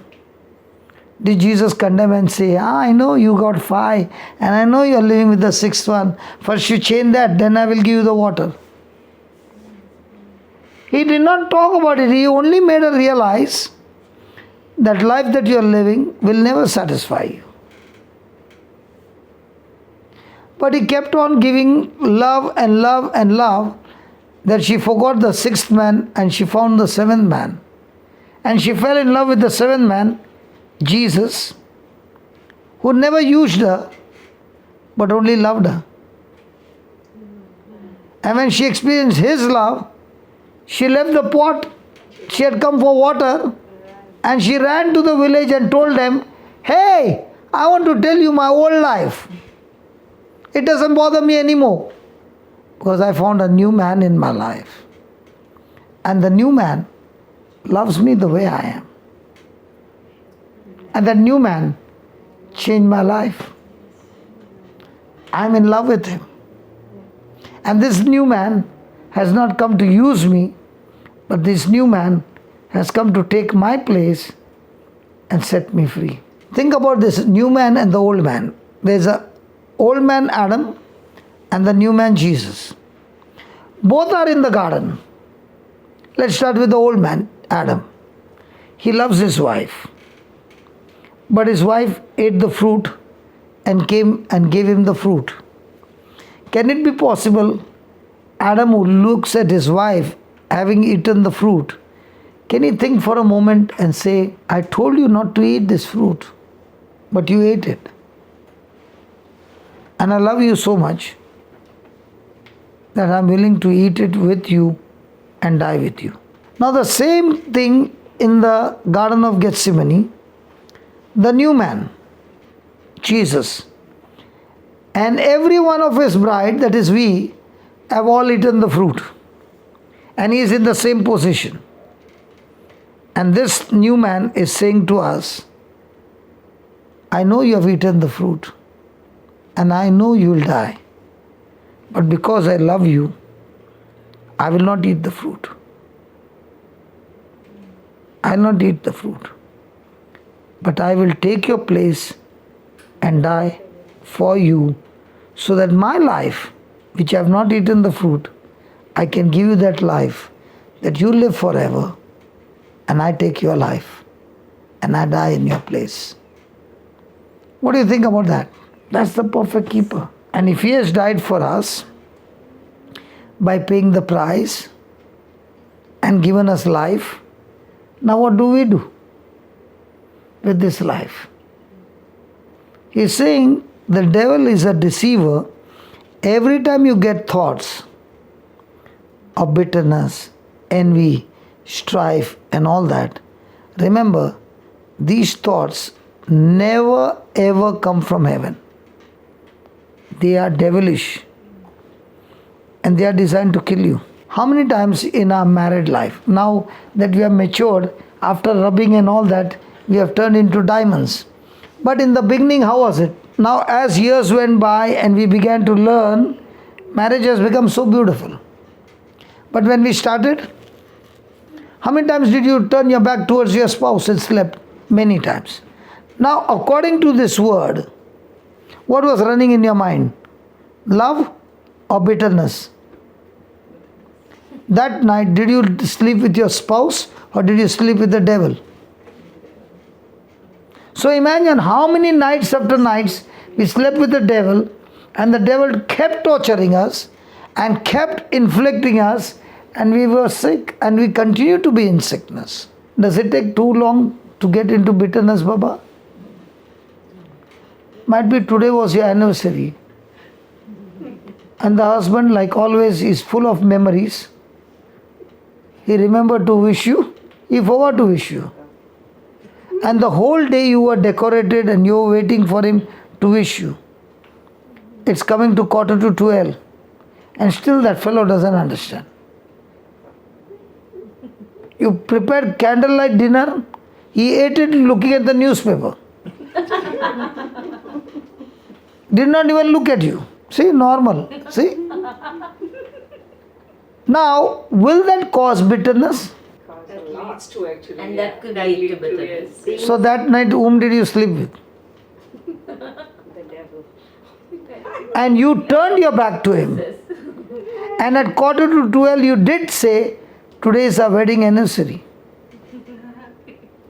And when he came close to hug you, don't touch me. I think that's the most famous dialogue. Don't touch me. On the bed, he even tried to pacify and put his hand on the shoulder. I told you, don't touch me. By doing all that, did it benefit you? No. It made you more stubborn. Yes. And it made you more angry. And where did all this wisdom come from? Devil. Devil. And as you continued, sometimes some people have some continuation that can go for a week, then weeks, then months. Why? Because you forgot to wish me for my birthday. Bitterness, envy, right? No, envy is a different word. Envy is jealousy. Jealousy, but bitterness, anger. I had some desire. Do you know how much I did to prepare that candlelight dinner? And you could not even appreciate me? You don't value me at all. When it comes to others, full value. When it comes to your friends, full value. Just the envy, right? You don't care for me. Brother, why are the ladies laughing so much? I don't know, I'm just telling the dialogues. Because we understand it so well. I'll ask you a question. Do you drive a car? Yes. Yes. It's caught up in the traffic. Yeah. No cars are moving. So is it easy? So do you say, I'll bang the car in front, behind, right and left? Because I'm angry.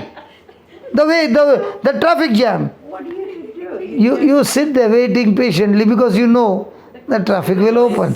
You have no choice. In the same way, when you understand that I will operate in love, the traffic will open and every work of the devil will be destroyed. Yes, Amen. Yes, Amen. True. That's why Anger too long because you have That's to why- ask him for something or you have to go to him. So we all have a little bit of, I'm not saying we don't have, but yeah, if you understand the solution yeah. using parables in your life, then it becomes very easy.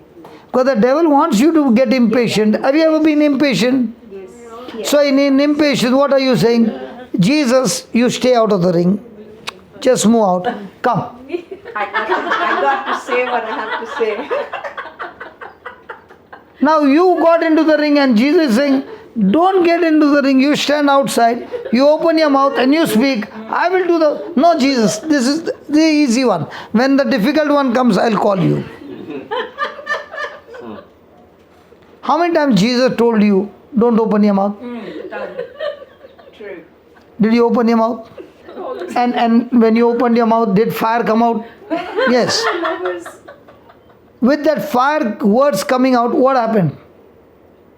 It destroyed you. So please understand. No, not ladies are like that. No. She's asking why only ladies. No, not only ladies. No, listen. The difference between a lady and a man is. See, listen. Some men give a deaf ear. No, listen. Tough. Okay, listen. When you go and ask the man, what happened? What will he say? Nothing. Yes. True. But with that nothing, he'll sit and start boiling. But you ask him, what happened? Nothing. You ask the lady, what happened? She'll give you a story. So both of us, our natures are different. But in both, the root is the same. Don't you think it's better to talk and console and be Get happy, over it. get over it, and then holding on. That's the hard part, Yeah. isn't it? So can I give you a solution? Yes. Yes, Baba. Because you can have all the worldly solution, it won't work. So why not go to the master, the good shepherd, and ask him the solution? He gives you bulletproof. And when you use that, it's shockproof, bulletproof, fireproof, waterproof, all proof. Now tell me honestly, when we got married without knowing the system, and now we are getting married knowing the system, would it be different? Yes, of course. 100% definitely different. Wherever this wisdom is, it is devilish, then This wisdom does not descend from above, but it is earthly, sensual, and demonic. Then- For where envy and self-seeking exist, confusion and every evil thing are there. most of the time are we self-seeking people? So what is he saying? There is confusion and there is evil. Evil or every evil work? Hey, don't remove that every. No, every evil. Sorry, every evil thing are there. So is it an advantage to be self-seeking? Oh, very dangerous. It's dangerous. Then he says, but But the wisdom that is from above is first pure, then peaceable, gentle, willing to yield, full of mercy and good fruits, without partiality and without hypocrisy. so there is wisdom from heaven and wisdom from earth. Is there a difference? So now we are going to study how we can get out of this issue. Okay? Good. Now you got your answer, no? Yes. Okay. Now Matthew 18. And I want to help you, sister. When we understand this parable, oh, forget it. You will be searching. Not that I can't without my reading class. No, not the reading classes. I'll tell you. Can I tell you? Can I tell you? It's not the reading classes. You are still searching on the Old Testament. So I know where you are heading. See, no, when you're turning the pages, no, you are searching in the Old Testament. So I know how much you know the Bible. So the best thing is, instead of going in a search, you keep hearing attentively and make that decision. I'm not against you. I'm trying to help you. Okay? And this is my assurance. I want to see you go out of that door completely healed. Even though it has been inside your body for years, now when you understand the truth will make you free. And we'll not stop this session until you will see it happen. But only one thing I'm asking you. Whatever you are hearing, tell the Lord, Lord, help me to make corrections.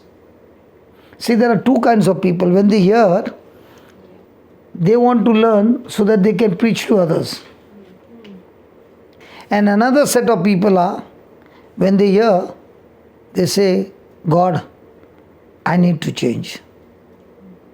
And when you are of that category, I need to change, and the change takes place, now by the time you open your mouth, the words have so much of power, it affects other people's life. So Matthew 18, verse number 21. Then Peter came to him and Then said, Peter came to Jesus and said, Lord, Lord, how often shall my brother sin against me how often shall my brother sin against me and I forgive him? and I forgive him? Up to 7 times? Up to 7 times? Jesus said to him, Jesus said to him, I do not say to you up to 7 times, I do not say up to you 7 times, but up to 70 times 7. but unto 70 times 7. Is it possible? When somebody hurts you one time, how much time does it take to reconcile? Takes a long time. And the same person comes again and again. Same person. After that, do you want to forgive? You start getting irritated. But now Jesus is giving an answer to a person who comes to you again and again and sins against you again and again. you will be willing to forgive that person unconditionally times because you understand the parable.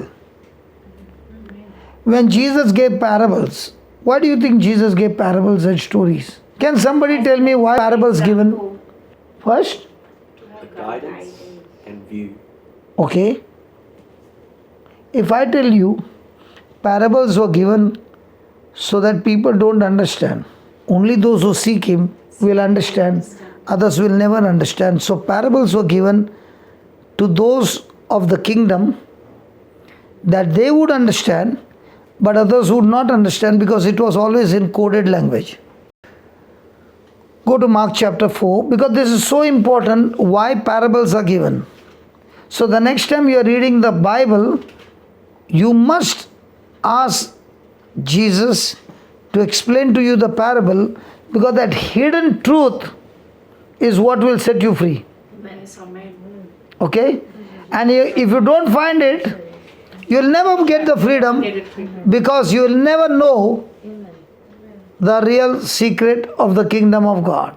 So go to Mark chapter 4 verse 10. When I started reading the parable and one day the Lord said, do you know why I gave parables?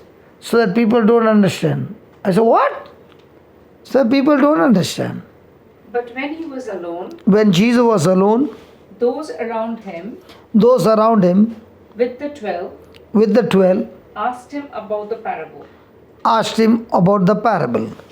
And he said to them, And Jesus said to them, to you it has been given, to you, that is to you has been given to know the mystery of the kingdom of God, to know the mystery of the kingdom of God. but to those who are outside. This is a different translation. What is yours? Which translation you want? KJV? Yeah, KJV. Yeah, it's KJV, brother. But it is not, it's new KJV. Read. Those on outside, everything is said in parables. Yeah. There is you and them. Okay, 1 minute. Huh? And when he was alone, they that were about him with the 12 asked of him the parable.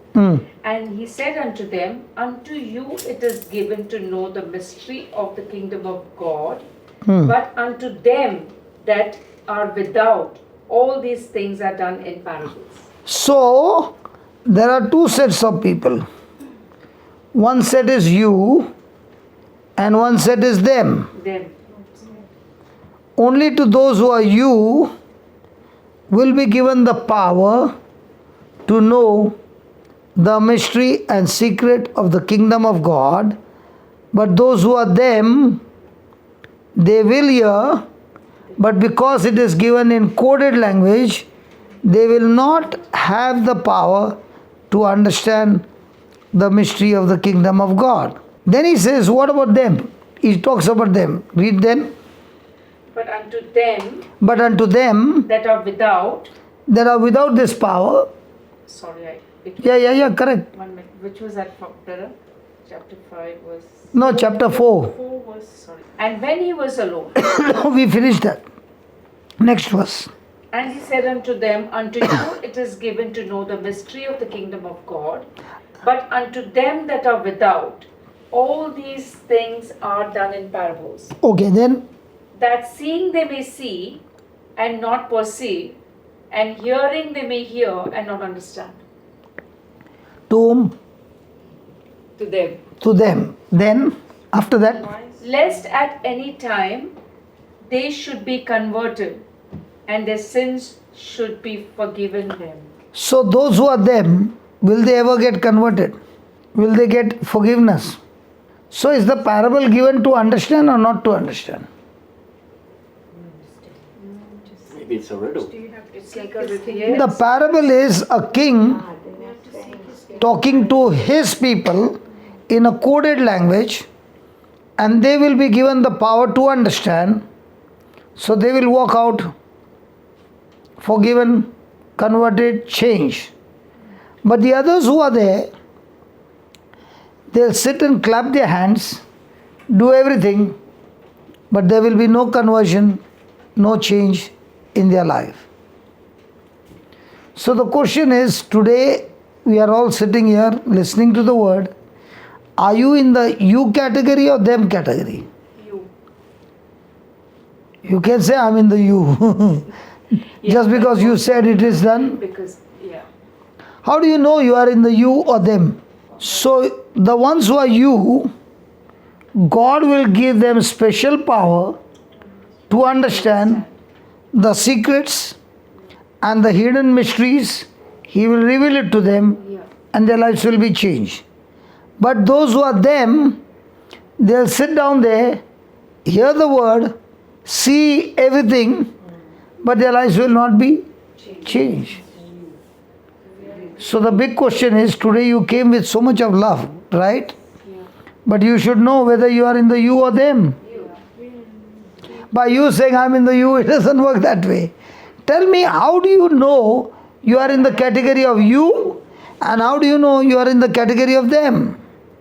It's because I'm saying I'm in the category of you is by spending time with the Lord, by asking Him for His wisdom to understand what He's trying to tell me.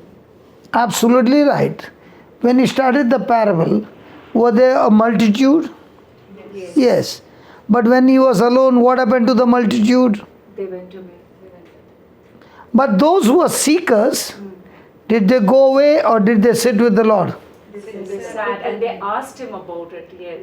So the ones who are the seekers, who are the you category, after they finish reading, they sit with him and spend time with him, asking him, can you please explain to me the secrets of the kingdom of God? Without you seeking, searching and researching, will this power be given? Huh? We're in the them category. What about the them category? Okay, let me explain to the them category. Were the you there? Were the you asking Jesus? Yeah. You category. Yes. How many were there? Few. And 12 and the few. The few. Yeah. Correct? Yeah. Now, the them were not there. They never got changed. Them were thousands actually. Many. Okay. Let me give you the answer. Yeah. Now, after Jesus died, did he say wait for the Holy Spirit? Yes. So the you received the Holy Spirit. Yes. Correct? Yes. And before they received the Holy Spirit, did a few of the you went fishing? Yes. Yes. So he gave them 3.5 years training. The you did not understand. They went fishing because they said the game is over. And when Jesus met them at the beach, he asked Peter, do you love me? What did he say? Lord, you know I'm in the you category. So Jesus said, if you are in the you category, then go and feed my sheep. Then he said, listen, all those who are in the you category, don't leave Jerusalem. Stay there. Correct? And you will be filled now with power. Did they get the power? Yes. On the day of Pentecost, did one you come out boldly? Boldly. He is the same you who denied. He is the same you who denied. But this time when he came back with the Holy Spirit power, did he touch 3,000 in one shot? Yes, amen. So we are you when we change and we prove that I love you, we go after the them. And then those them become you. Yes, amen. And those you now go after the them. Yes, and it Now do you understand the system? But you are not the you are the them. Trying to get them will get you and make you them. Oh boy. Such a complicated. Now you understand the parable? Very true. You know, I'll tell you. When I was in India and my mother used to have grandmother and the Bible. and we'll ask them, are you reading? And they said, no, we're not going to explain the Bible to you. It's too grammatical. You go to church, and what Father says, the gospel, and that's the only one you will reflect on every Sunday. But if we tell you, teach you this Bible, it's too much. You're never going to understand. And I was only a little girl. And I said, but you and Nan are both reading. She said, that's all right,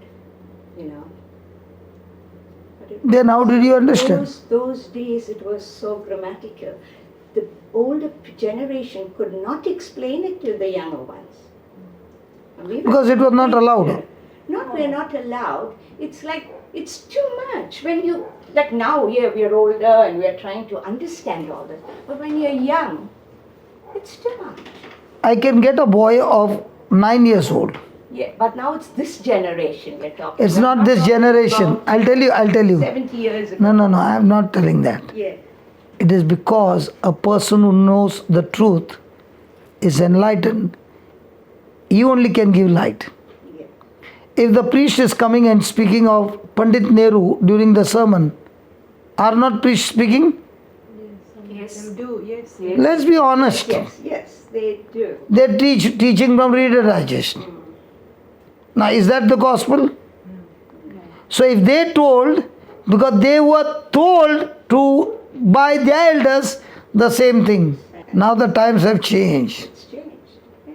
Now small children are learning and they are teaching the grandfathers the truth. It's not the age, it is about This how much are you are we learning? learning the truth but seeking when the Lord is alone. If that grandmother had to see me, she would have said, you are first disqualified because you come from the gangs. She would have said, you come from the clubs. You are totally disqualified. You can't stand on a holy ground. But thank God Jesus looked at me as a Samaritan woman, gave me love, changed my life, and here I am standing. I am one like a Samaritan woman. Totally gone case. But chosen people. He gave me love. And now I'm going and doing His job. God's word. Praise God. And I'm not ashamed of my past because that past is nailed on the cross. And I give my past to make people understand. Might be my past was this. Your past, everybody has got a past. Everybody's got a past. Might be my past is different from yours. But we all have fallen down. And the same good shepherd came and lifted us up. And the day came when He turned me from them to you. And when He turned me to you, He said, now what are you going to do? Lord, I'm going to run after them. But there are many who are turned into you, but they are still running after business. Seeing they may see and not perceive, and hearing they may hear and not understand, lest at any time they should be converted, and their sins should be forgiven them. Okay, now do you understand parables are given for what? To turn you first into you, and once you are you, you will run after them to make them you. So now let's go and see the parable of forgiveness, how it works, and Jesus wants to teach you how to become you so that you can fight against the spirit of unforgiveness, get your freedom, and teach others how to do the same. So go to Matthew chapter 18, 23. 22, just read the 22. Our target is to reach to 22. Hello? Yes. Our destination is to reach to 22, and it's going to teach you how to reach 22, which humanly is impossible. But it's going to give you a parable and make you understand the secret. Okay? Let's read the 22, our final destination. Yeah. Okay. Therefore, I read 22 again. 22. Okay. Jesus said to him, I do not say to you up to seven times, but up to 70 times 7. So how many times? 70 times 7. That means no account kept. Every time somebody comes against you, no account kept, you have to forgive. It's not 490, it is unlimited. And if the same person is coming again and again, you still have to forgive. Okay. How is this achieved? Read that. Therefore, Because I told you, therefore you can be free from bitterness. Therefore, the kingdom of heaven is like a certain king. the kingdom of heaven or the kingdom of earth? Kingdom of heaven. So is the operation system of Mac different from Windows? Yes. When you buy Windows from the shop and you're taking the laptop home, on the way also virus can get infected. Means highly, easily possible to get infected. What about Mac? Have you ever seen in Windows, not browsing, sometimes when you're operating also operating system goes like this. Did you see on Mac? So the operating system is different. So it's saying, I want to show you the operating system of heaven, that when you install it, your life will be entirely different. Therefore, the kingdom of heaven is like a certain king It's like a certain king who wanted to settle accounts with his servants. who wanted to settle accounts with his servant. Who? The king. Okay. And when he had begun to settle And when he had begun to settle the accounts, one was brought to him was brought to him who owed him 10,000 talents. who owed him 10,000 talents. Now hold on. Do you know what is the value of 10,000 talents? Because it said in the commentary, to build the Jerusalem temple, gold used to build a temple was 8,000 talents. Gold. And this man had to pay how much? He had to pay 10,000. 10,000 talents. So you can see the number is beyond imagination. Okay, then. So, but as he was not able to pay, his master commanded that he be sold with his wife and children and all that he had, and that payment be made. So what was the king saying? Okay, he can't pay, doesn't matter. Take him, take his wife, take his children, take his property, whatever he possesses, sell them all. And whatever you get, deposit in the treasury. Then, The servant therefore fell down before him, saying, Master, have patience with me, and I will pay you all. now is that servant telling the truth? He did not want the punishment, so he wanted to. No, he looking at the punishment, he is asking, Yeah. please have compassion, I'll pay you. Will he ever be able to pay? No. Generations? No. So is he still telling a lie? Yes. Does the master know that he's telling a lie? Obviously. Yes. It is. Obviously. Yes. But look at the master, or look at the king. Then the master of that servant was moved with compassion, released him, and forgave him the debt. Praise God. So did the king add compassion Yes. in spite of knowing that he's telling a lie? Yes. Yes. Did he forgive him? Yes. Come on. Yes. So now who paid the debt? The master. So did he say, I forgive you, but pay the debt? No. So what does forgiveness mean? I was driving, say, supposing, and I came and banged Laura's car. Okay? And the bill came to $10,000. Okay? And I tell Laura, Catholic? She's saying, yeah, Catholic. Then, Catholic? She says, I'm a Catholic. So I tell her, I'm sorry. Love one another as I have loved you. Forgive one another. So please forgive me. So Laura says, okay, I'll let you go free, forgive. But that $10,000 will pay. I will not call the police. Okay? But I'll ready to forgive you. Pay that Why 10,000. did you pay the? Good deal, no? Did she call the police? No. Did she forgive me? Yes. She never forgave me. Actually, she did forgive. She never forgave me. Forgiveness is only when the transaction is complete. The debt is Yes, the debt is complete. So she forgave me by not calling the police, but she took that 10,000 wasuli. So has she really forgiven me? So what does forgiveness mean? Letting go Emptying everything. Forgiveness means for the damage you have caused me, I let you go free, and on your behalf, I make the payment. So is forgiveness just or unjust? Actually, forgiveness is totally unjust. Because it's not my fault, na? Ah. But you took my 10,000, no? My 10,000, no? So I went and spoke to Brother Raj. Brother, talk to your wife, no? She is asking me. So Brother Raj talks to Laura and says, see, forgiveness means you have to cancel the transaction. The transaction is complete if you let go of him free. So don't worry, we both will pay 10,000. So now Laura calls up and says, okay, it's okay, don't pay that 10,000, I let you go free.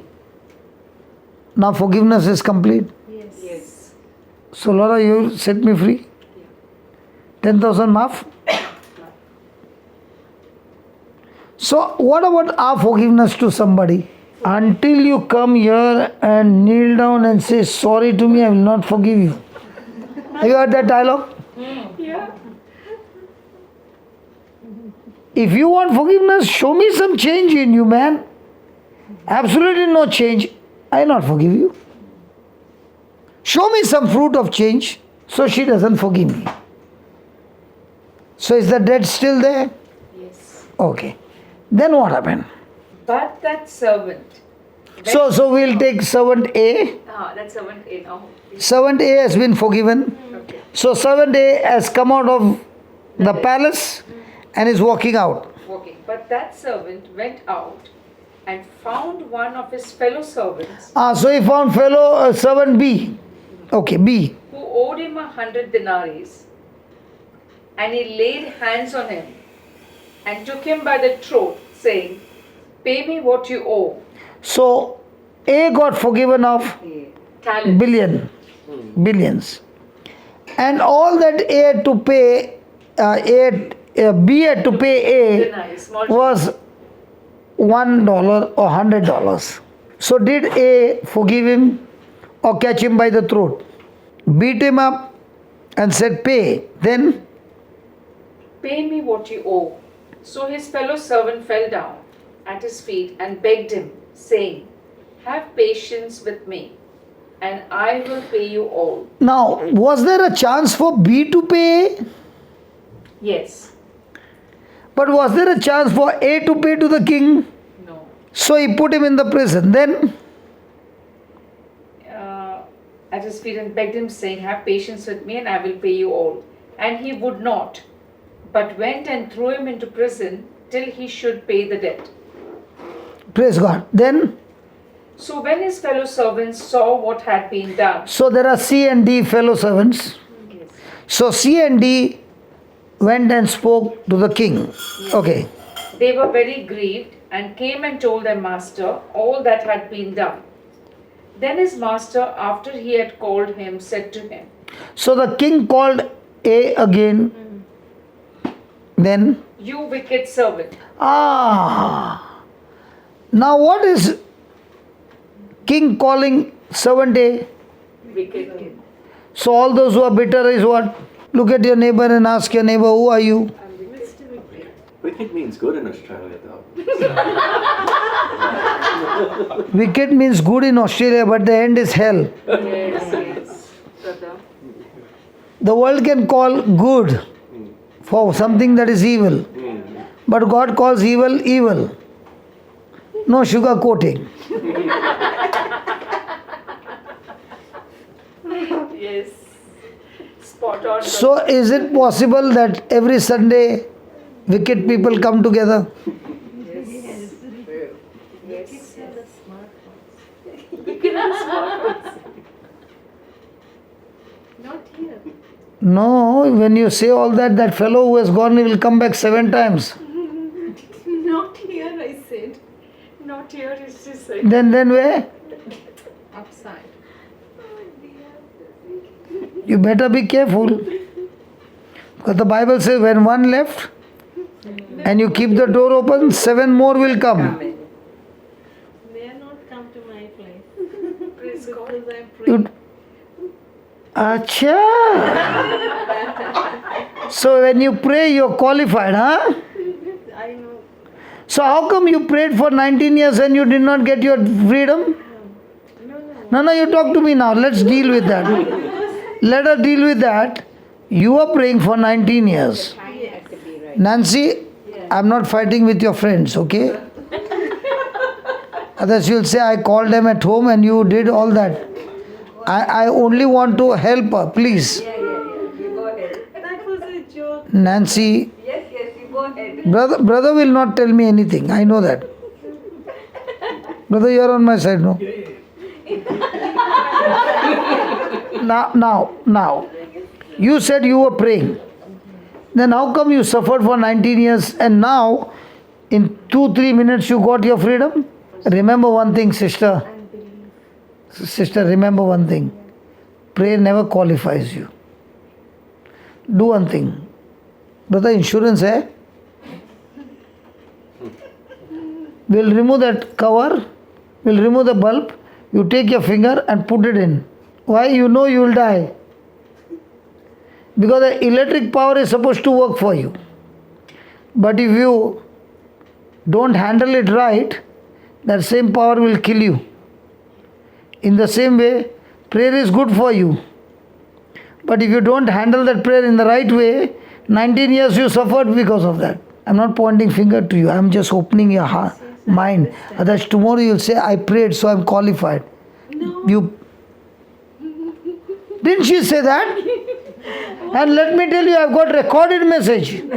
Even if my mic is at this distance, it will still pick up. What I meant was I pray for no evil to fall upon me or my family. Very good. And it will happen, right? Yeah, that's your belief. And then you get bitter. Hey, kaisa hai? If you get bitter, will you open the door for devil? Please come in. No, he will come without invitation. How much time does it take for the devil to bash you up? Your prayer, listen. Okay, I'll give you what is prayer. I said, Lord, please tell me, how do I explain to people about prayer? Because everybody says, I prayed. So he said, simple. Very, very simple. Parable. When I was in standard 10th, my mom wanted me to score good marks. Is it the desire of the mom? She brought for me textbook. She brought for me guidebook. She brought for me from Bombay 21 question paper set.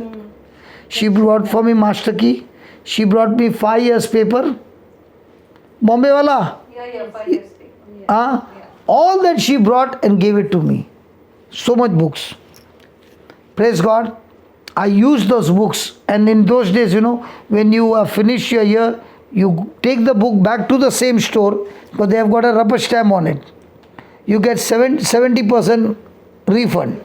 Yes. Correct? Yes. So all the books were stamped. So after my exams, I took the books back to him. So he looked at my books and said, these are new or old? Because there's no name written on it. He was puzzled. But he looked at the last page, the stamp is there. Others he said, if the stamp was not there, I could have sold it brand new. Now, did my mom give me the books? Yes. Did I use them? No. Let's say, Laura is very studious. चलेगा ना भाई? चलेगा, दौड़ेगा. बाद में घर में जाके लपड़ा नको. Okay, Laura is a very studious girl. Her mother also brought the same books from the same store, and she was using it day and night. Now her books are torn, my books are new. But on the day of exam, she became nervous and she did not write the answers. I wrote the right answers the last day I learned. Now tell me, who will get good marks? So you're not Laura's friend. Friend. I'm not a friend, but you're asking me a question. So you are taking my side. It's not about It's taking not sides. about taking side, it's about fact. So in the same way, it's about fact that I'm talking about. Just because you prayed and you gave all the wrong answers when the exam started in your everyday life by getting bitter and annoyed and jealousy and strife and all, do you think you will be protected? No. Did you get the answer? Yes. Praise God. Just because you got all the textbooks and you have learned all the scriptures by heart, but when the exam came, you failed miserably by answering all wrong answers with your action, with your words. Now, will that prayer protect you? No. So, how many people think about praying, I got qualified? Does your prayer qualify you? Or your prayer should strengthen you to pass the test? So, what is more important? So does prayer qualify anybody? Prayer should help me to pass the test. Bible study should help me to pass the test. So these are truths only when applied will surely bring results. Why am I giving so much explanation? So that this sister of mine begins to learn the truth and she is now answering with God and saying, God, wow, it's giving me more and more understanding. After that, I don't have to do anything. The word which has gone in has already operated her. Do you know now? Even though we have not been speaking about healing, 60 to 70% of the pain is already left her. Ask her. Move your leg and check. Listening, I can see constantly I have to go on like this. But now it's not like that. Because I've got a dislocated coccyx bone, I can't even. Fantastic. Lovely. So I have to. Beautiful. Now all that you said, now I'm talking about the pain. How much has already got reduced as you are listening to the word? I've got a bit of pain. But, Okay. you know, I'm praying, trusting in the Lord that it will go. Okay, I'll come to that again. Praise God. Today is a good surgery day. I'm excited of this case. And my job is to help her, not point finger to her. Because when she gets the help and she comes out, there are so many who are also caught up. They also come out with her because the truth shall set you free. The word of God says God sent his word and healed and delivered his people. So now what the word is going out, all I need to do is change my thinking. So after that what happened? Then his master, after he had called him, said to him, You wicked servant, I forgave you all that debt because you begged me. Should you not also have had compassion on your fellow servant, just as I had pity on you? So the king said, I forgave you and I cancelled your debt. Now wasn't it your duty to forgive your fellow servant? Then? And his master was angry. And his master was angry and delivered him to the torturers until he should pay all that was due to him. So was the debt cancellation again cancelled? Yes. Where did this man land up? In hell. Where did this man land up? In hell. Yes. And he experienced hell not after his death. He experienced hell on earth because of unforgiveness. So the torturers tortured him when he was alive, and then he ended up in hell with all the torture. Then, So my heavenly Father also will do to you if each of you from his heart does not forgive his brother his trespasses.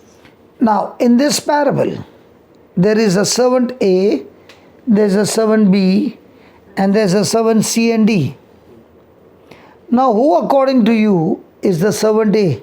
Who is that servant? The one who repaid the talents. Us. Absolutely right. Yes. Why did you say you? When did you owe 10,000 talent? Many times. How? Give me a proof. For all the wrongs I've done, the times I've stumbled and fallen. So, is the penalty increasing every day?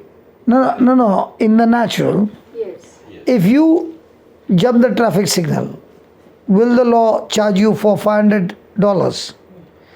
And it said on a holiday it becomes double? Your developed Yes. points and everything. Get points. I came to know that it's double only when I was in Adelaide, and a lady said, listen, if it's a weekday it's okay, but it's a holiday, the penalty is double. I never knew that.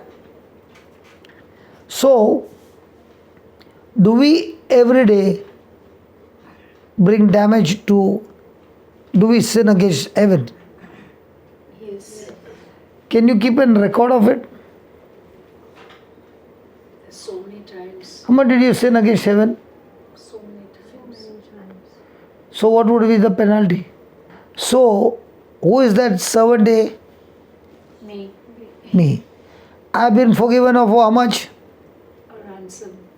10,000 talents. So, having received 10,000 debt cancellation, now the person who comes against me, he has to pay me how much? Okay. Peanuts. It's not even a dot. Yes. So is it difficult to forgive if you understand the parable?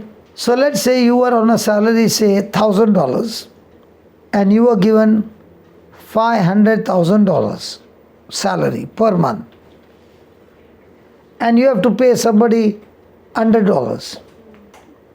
Will you pay him $100 or will you still keep the change, take $1,000? Because you got so much. Yes. If you understand the quantity that you have been forgiven, now is it easy to forgive? So forgiveness is based on consideration or just that you have to forgive. Are you just going to forgive or are you going to consider the parable that Jesus is giving us? Because if you are not considering the parable, then you will think about yourself, why should I release him of $10,000? But when Raj told you, Laura, just think about us. We have been forgiven of so many. Now, don't you think it's time for us to let go of this brother of $10,000? If only he considers. Yes. But if he doesn't consider, then that 10,000 amount is very big. Raj, what do you say? Well, it is also a Catholic anyway, the sign of the cross. I didn't follow. What did he say?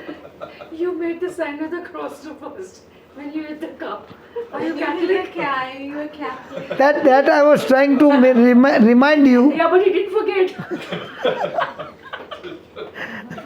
So you are forgiving me.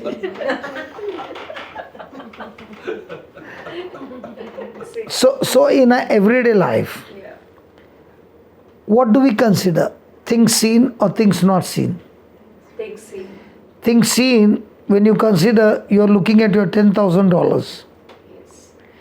When you understand the parable, are you looking at your $10,000 or are you looking at unlimited dollars which has been debt cancelled?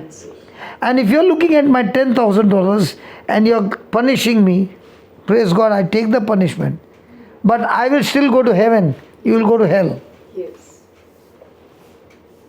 So is your life so cheap that you want to sell it off for $10,000? So is it now easy to forgive or not to forgive? The day you understand this parable, it's all about considering. Heavenly kingdom is all about what do you consider.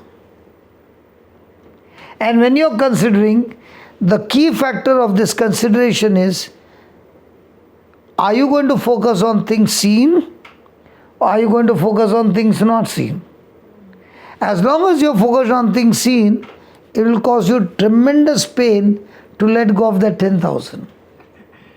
But if you're looking at the price paid for your salvation by Jesus, which is unseen, but the truth, now it will be extremely easy to forgive. So all that has happened in your life, are you willing to let go? Because if you have been tortured for all this time, it was only because the devil played an unbelief spirit that made you look at the things that others have done to you, which you can feel with your emotions. But it did not allow you to look at the things that Jesus did for you on the cross. If you had to look at what Jesus did for you, then it would not have bothered what others did to you. Because you're more focused on what Jesus did for you.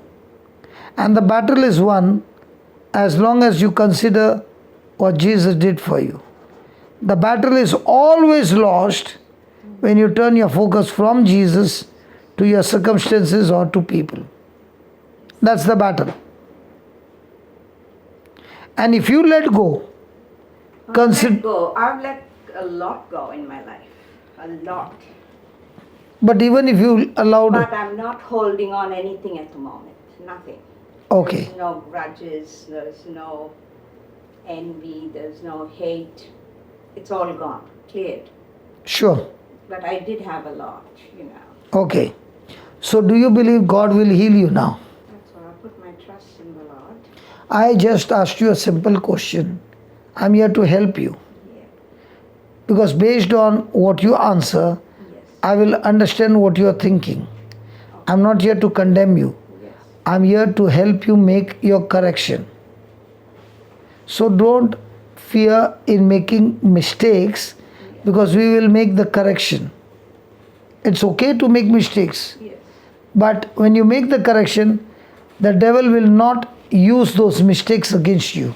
If I put that finger inside and I'll say nothing will happen, I will surely die. But that's the law. So if I understand the law and I make the corrections, then I surely get mercy and grace that can get me out. But if I'm saying no, I'm right, then you just close down the door for mercy and grace, and now it's based on your action. So I'm asking you once again, do you believe Jesus will heal you? Now the answer that you gave, I'm not condemning you, helping you. The answer that you gave, even if we pray, even if we say the scriptures, whatever we do, you cannot get healed. The reason is you have not yet shifted from seen to unseen. Seen is that you got problem in your body. Unseen is that Jesus took your place on the cross. His body was wounded. And by those wounds on his body, you... She said it. What? I am healed. Amen. No, hold on. You could say that 1,000 times. I am healed. I was healed. But the question still remains, how much do you believe what you said? The Bible is not about speaking only, but the Bible is more about believing and speaking.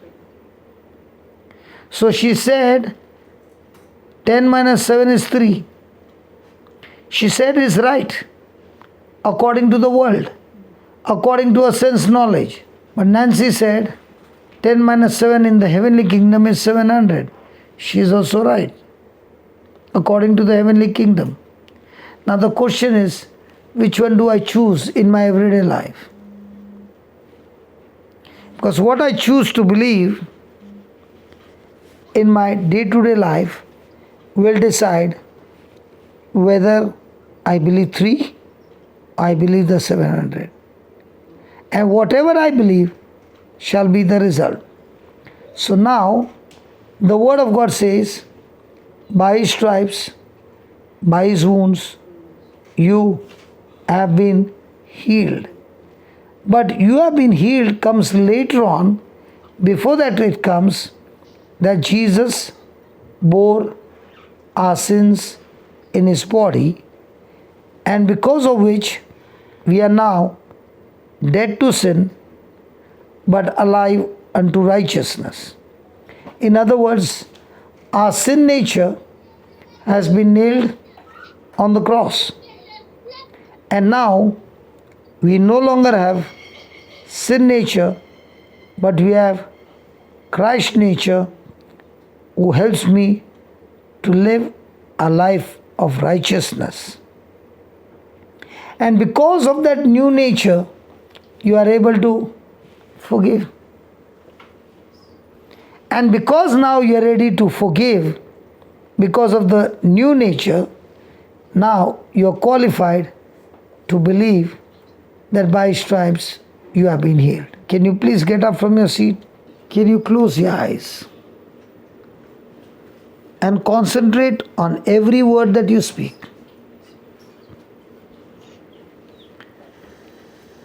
Say this: Lord Jesus, Lord Jesus, I thank you I thank you for teaching me the truth.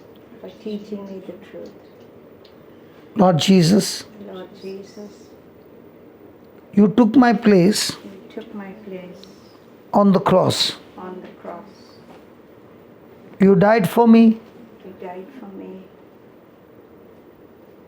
You were buried. You were buried. And on the third day, And on the third day, God raised you from the dead. God raised you from the dead. Even so, Even so, I died with you, I died with you, was buried with you, buried with you, was buried with you, was buried with you, and now and now you have given me you have given me your resurrected life. your resurrected life. That is, That is Christ's nature Christ's nature, and sin nature and sin nature is nailed on the cross. is nailed on the cross. I thank you, Lord Jesus, I thank you, Lord Jesus. with this new nature. With this new nature, I choose I choose to forgive everyone to forgive everyone with the forgiveness for the forgiveness that I have received that I have received from you from you as a free gift. as a free gift. Lord Jesus, Lord Jesus, I heard the parable I heard the parable that the king, of the king, that the king that the king forgave his fellow servant forgave his fellow servant of 10,000 talents, of 10,000 talents, which represents me. which represents me. And this servant And this servant did not forgive and did not forgive his fellow servant his fellow servant of 100 pence. of 100 pence. Lord Jesus, Lord Jesus, in the past, in the past, this parable this parable is exactly like me. is like exactly like me. But now, But now, having understood the truth, having understood the truth having understood the truth of being forgiven of being forgiven of 10,000 talents, of 10,000 talents, and with the new nature of Christ, in the new nature of Christ, I choose now I chose now to consider this parable, to consider this parable, and I choose to forgive and I chose to forgive everyone everyone who has harmed me, who has harmed me, done evil against me. who has done evil against me. I forgive them all, I forgive them all. I bless them all, I bless them all. and I set them free And I set them free with the forgiveness with the forgiveness that I receive from you. that I have received from you. Lord Jesus, Lord Jesus, I thank you I thank you for teaching me this truth, for teaching me the truth, and your love and your love is flowing into my body, is flowing into my body, destroying destroying all sickness and disease. all sickness and disease. Your word says Your word says By your wounds, By your wounds, I am completely healed. I am completely healed. I choose to believe I choose to believe I am already healed. I am already healed. And right now, And right now, your healing power your healing power is flowing into my body, is flowing into my body, into every cell into every cell of my body, of my body, destroying destroying the spirit of infirmity the spirit of infirmity completely completely. in the name of Jesus. In the name of Jesus, I thank you, Lord. I thank you, Lord. I receive this healing power, I receive this healing power, recreating my bones, recreating my bones, recreating my ligaments and cartilages, recreating my ligaments and cartilages, tendons, tendons, muscles, muscles, nerves, nerves, recreating me, recreating me, restoring my health restoring my health, according to the word of God.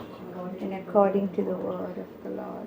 In the name of Jesus, In the name of Jesus, I curse I curse and rebuke and rebuke all spirit of infirmity all spirit of infirmity operating in my body. operating in my body.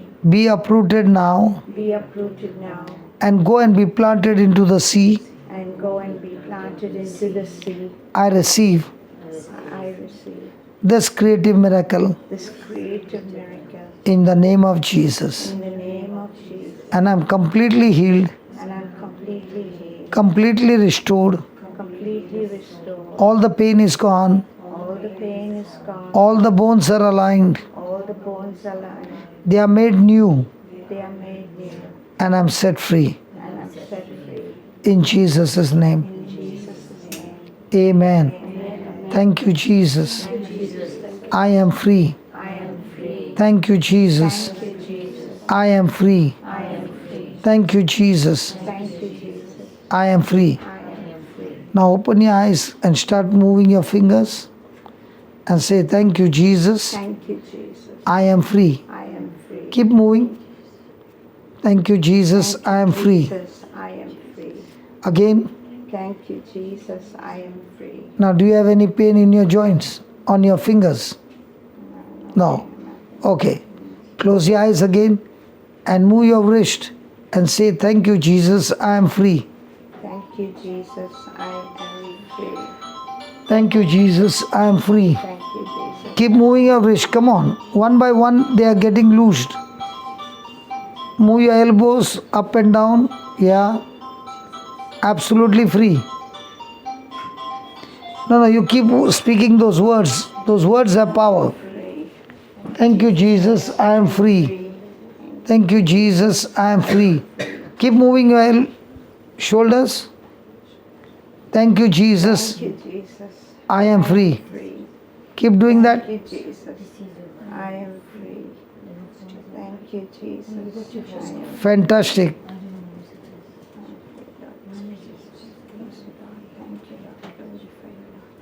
Now lift your arms straight high. Straight high. Yeah. Keep it, bring it down. Again. Thank you, Jesus. I am free. Sister, you have to concentrate on your words. Come on. Thank you, Jesus. I am free. Thank you, Jesus. I am free. And move slowly. I'm not saying slowly. Keep moving. And keep saying, thank you, Jesus. I am free. I am free. Thank you, Jesus. Jesus, I am free. Thank you, Father. Thank you, Jesus. I am free. Keep speaking. Jesus, thank you, Jesus. I am free. Thank you, Jesus. Thank you, Jesus. I am free. Give me your hands.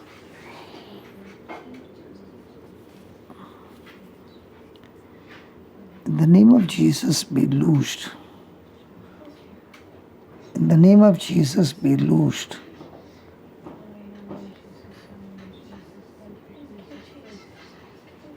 Father, thank you for this anointing. The Bible says when the anointing comes, the anointing removes the burden and destroys the yoke of the devil. Thank you, Lord. Laura, can you please come here? can you take this sister in your arms and give her a hug? The same anointing that set you free from arthritis is the same anointing that sets her free. Father, I thank you. Thank you, Jesus. Just as you killed that arthritis in Laura's body, as she gives her a love hug, Lord Jesus, you in Laura is killing this infirmity completely from the root, Thank you, Jesus. and you are setting this sister absolutely free. Thank you, Lord. It's your love. It's your love and compassion Thank you, Jesus. that is flowing into this body. And this body, which was once upon a time being used by the enemy, using hurts and wounds and bitterness, it is destroyed in the name of Jesus. She is the body of Christ. And Satan, you have no power, no place in her. Thank you, Lord. Thank you for this compassion. Thank you for this anointing. Thank you for this love. The same anointing that destroyed, that was destroyed. The same anointing that destroyed that arthritis is the same anointing destroying this infirmity in our body. In Jesus' name. Thank you, Jesus. Be completely uprooted from the root. You infirmity, you have no power over our body. In Jesus' name. Amen. Amen. Amen. Amen. Amen. Amen. Thank you. Amen. Amen. Amen. Thank you. Then you're completely healed. This time I'm healed. How much are you feeling better now? Yeah, I'm healed. I'm feeling good. After how many years? Oh, yes. Keep saying that to yourself, that you are healed. I'm healed. I'm healed. Tanya was here. Who? Tanya. Our Tanya? She felt Tanya was here. No, that's wrong. Yeah. That's wrong. Yeah. I rebuke it Yeah. because only the Holy Spirit. Holy Spirit. Yes. I rebuke that word. Yes. Amen. Tanya is in heaven with the Lord. Thank you, Jesus. Jesus, thank you. I do not accept that. Jesus. That's not Bible. Thank you, Holy Spirit. The dead don't come here. Thank you, Jesus. They are in heaven. Thank you, Jesus. Say that the Holy Spirit is The here. Holy Spirit. Yeah, the Holy Spirit's always with me. Yes. Thank you, Bharat. Amen. Yes. Yes. Can you move your legs now?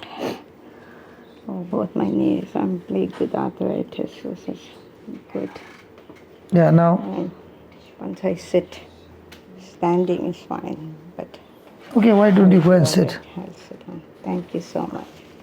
You know, she had arthritis Arthritis. that she could not pick up a glass of water. She could not take one step.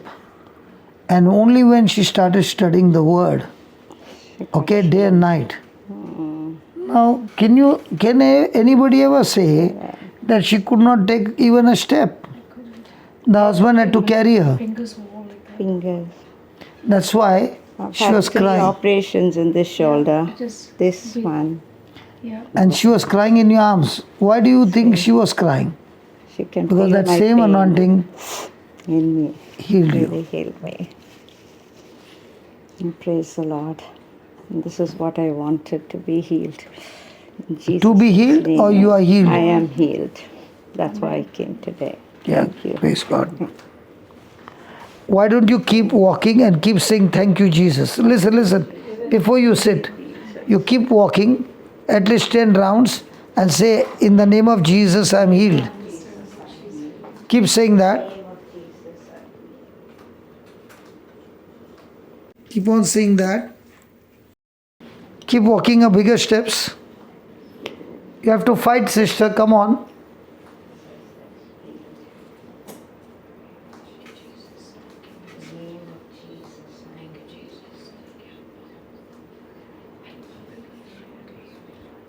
Can you take some bigger steps?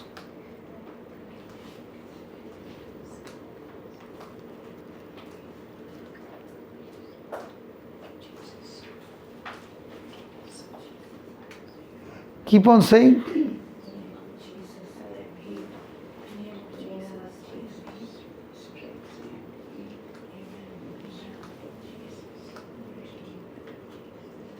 Keep taking bigger steps. Fight against that pain.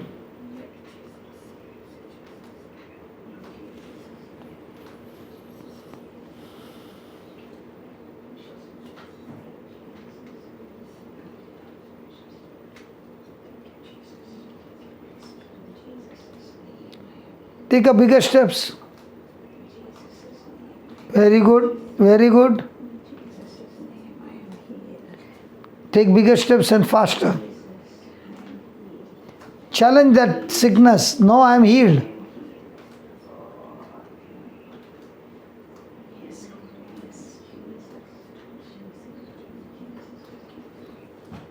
Challenge it. Come on. You are already healed. Yeah, very good. Faster. Don't accept that pain. Come on. Don't accept that pain. Fight.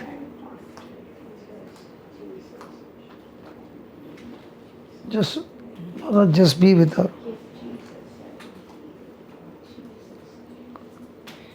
She is losing her balance. Don't touch her. Don't touch her. Just be with her.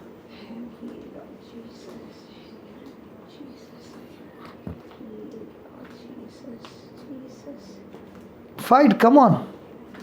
Take bigger steps, Baba. He's finished it. He's finished it. Yes.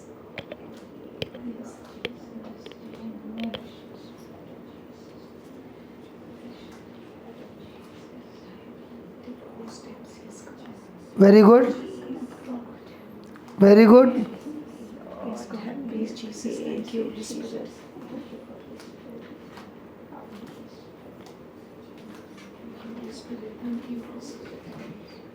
Thank you, Jesus.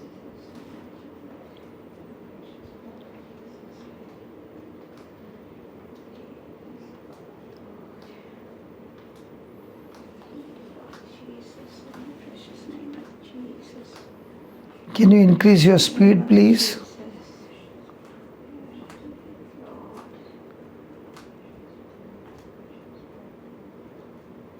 Just be with her.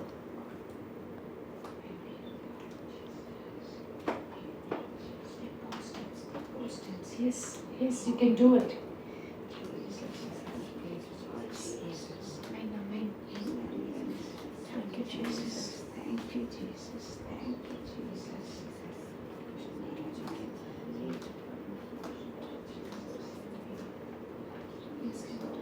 Thank you, Jesus.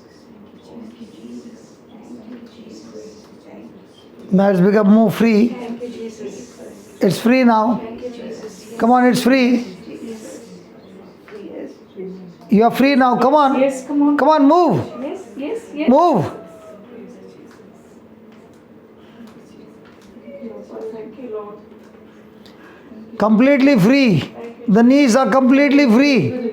Yes, I said the knees are completely free in the name of Jesus. Come on. Come on, faster.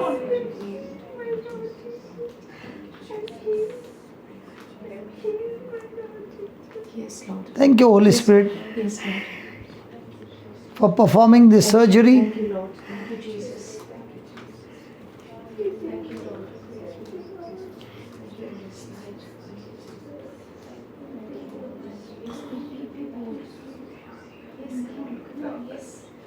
Yes, yes. You can, Now your legs are free. Come on. you can do it. You can do it. Yes, Jesus.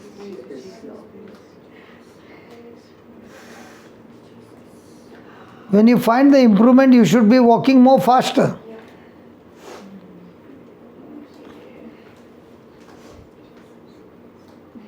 Don't pay attention to what you can feel. Just say to yourself that you're already. Very good. Yes, good, good. Thank you, Jesus. Thank you, Jesus. In your name, I'm healed, Lord Jesus. Come on, the Bible said the violent take the kingdom of God by force. Come on. Get that violence of fighting back. Fight the good fight of faith. Come on.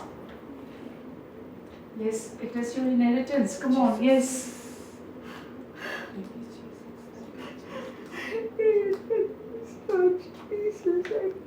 Yes, yes. Okay, tell me one thing. Are you improving or are you getting tortured? Oh, I think my pain is increasing off.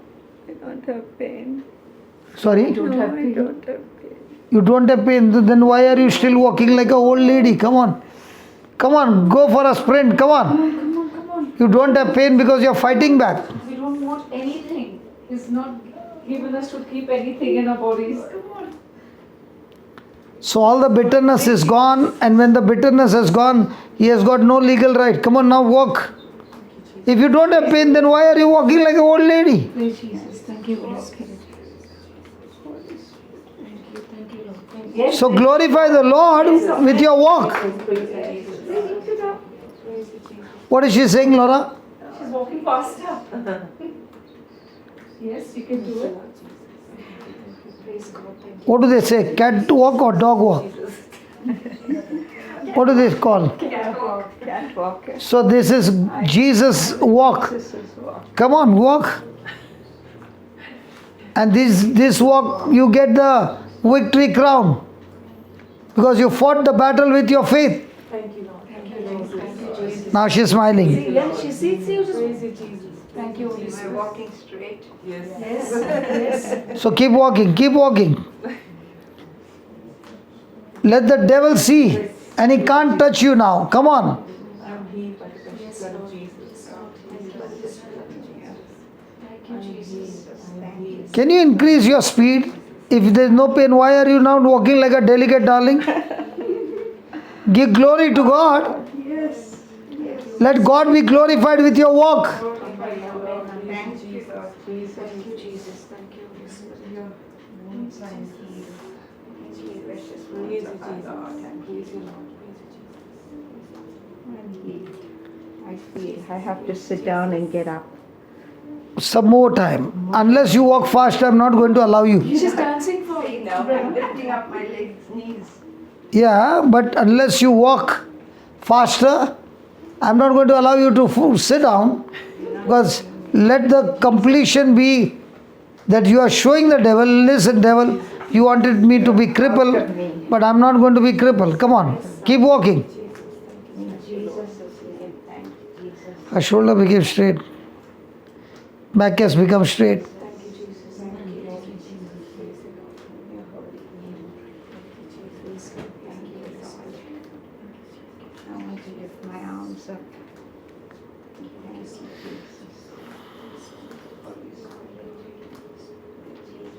Fantastic. Praise you, Jesus. Thank Arms you, went Lord. up. Thank you, Jesus. Thank you, Jesus. Praise you, Jesus. Jesus. Healer and our King. Amen. Praise you, God. Praise you, Jesus. Thank you, Jesus. You set me free completely. Praise you, Jesus. Thank you, Lord. Jesus. I rejoice in you, Lord. Praise you, Jesus. Thank you, praise you, Jesus. Praise you, Lord.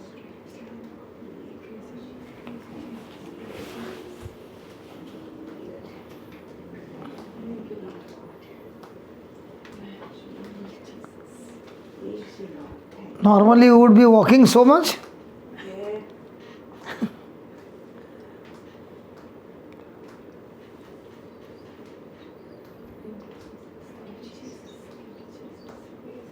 Now walk like a soldier marching.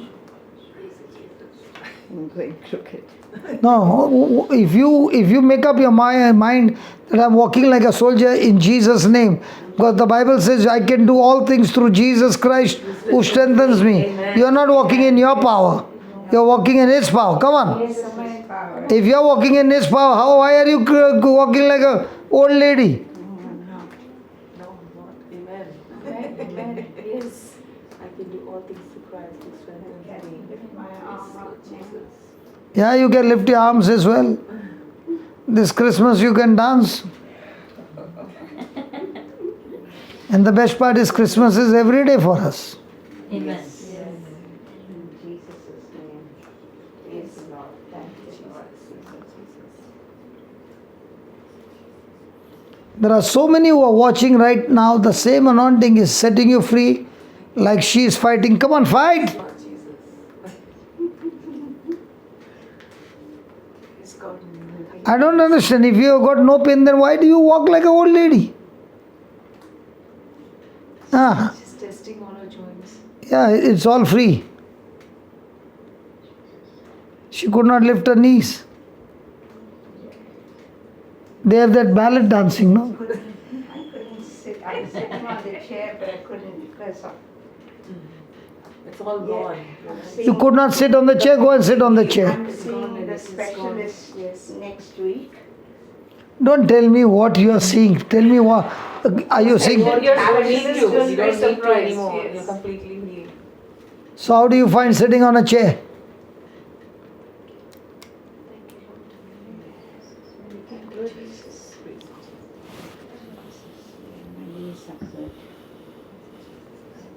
My specialist thought that the medicines were healing me. Hmm?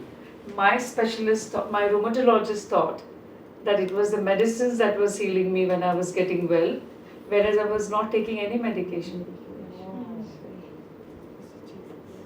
Wonderful. Yeah, I've got a dislocated coccyx. You got? You got? You will get it. You are calling it again. Huh? In Jesus' name, I don't have Yes, it. he's taken But everything. when I see the specialist next week, I'll be saying, I don't have any problem. Yes. Amen. There's no need to say. There's more about you believe. The specialist will say, which specialist did you go to? in 2 weeks' time, I'll be saying, The specialist is going to ask you, yeah, which specialist did you go for treatment? open treatment. They haven't. Now you could not sit on the chair. I couldn't Now- sit down. Let him try to get up. Try to get up. And sit again. Yeah. Now sit back again. That's how we challenge him, that I can do everything. Come on, get up again. Who strengthens me. Yes. Yes. Thank you, Lord. Sit down again. Thank you, Jesus. Yes. Amen. Amen. Get up again. You're healed. You're healed, Lynette. Praise God. Thank you, Holy Spirit. Thank you, Jesus. Thank you, Lord. Thank you, Jesus. So the battle is between seen and unseen. Seen is saying, the symptom is saying, I'm there. And unseen is saying, no, you're not. God has set me free. Whoever you believe is what you get. You believe 3 or you believe the 700? Which one? 700. So get up and sit down. So why are you so much struggling? Believe that I have got that 700. I am healed.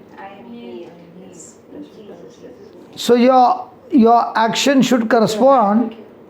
No, it won't touch. See, I couldn't lift this up. Yes. I had to like always push it up too.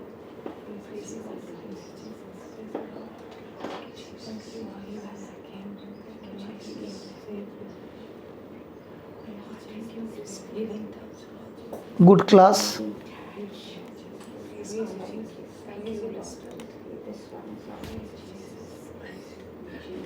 Good class. Thank you, Brother Jonathan.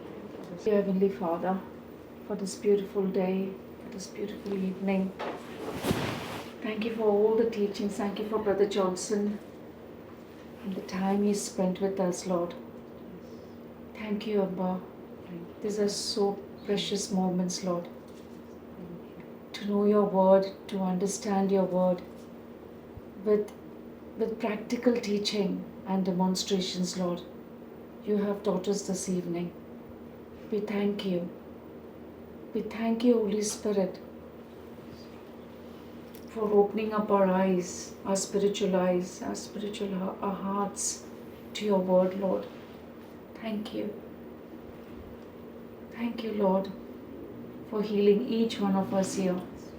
Not only our bodies, our frail bodies, but healing our minds, renewing our minds with your word, Lord.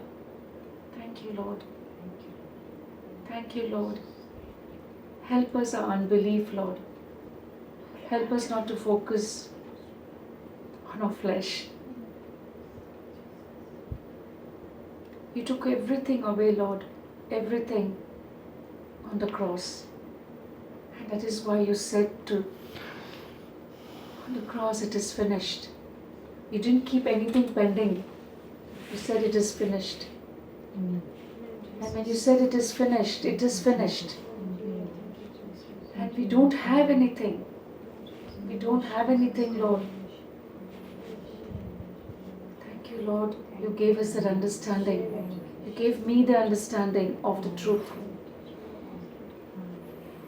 So sickness or whatever it is, you don't have any place. You don't have the authority to be in our bodies.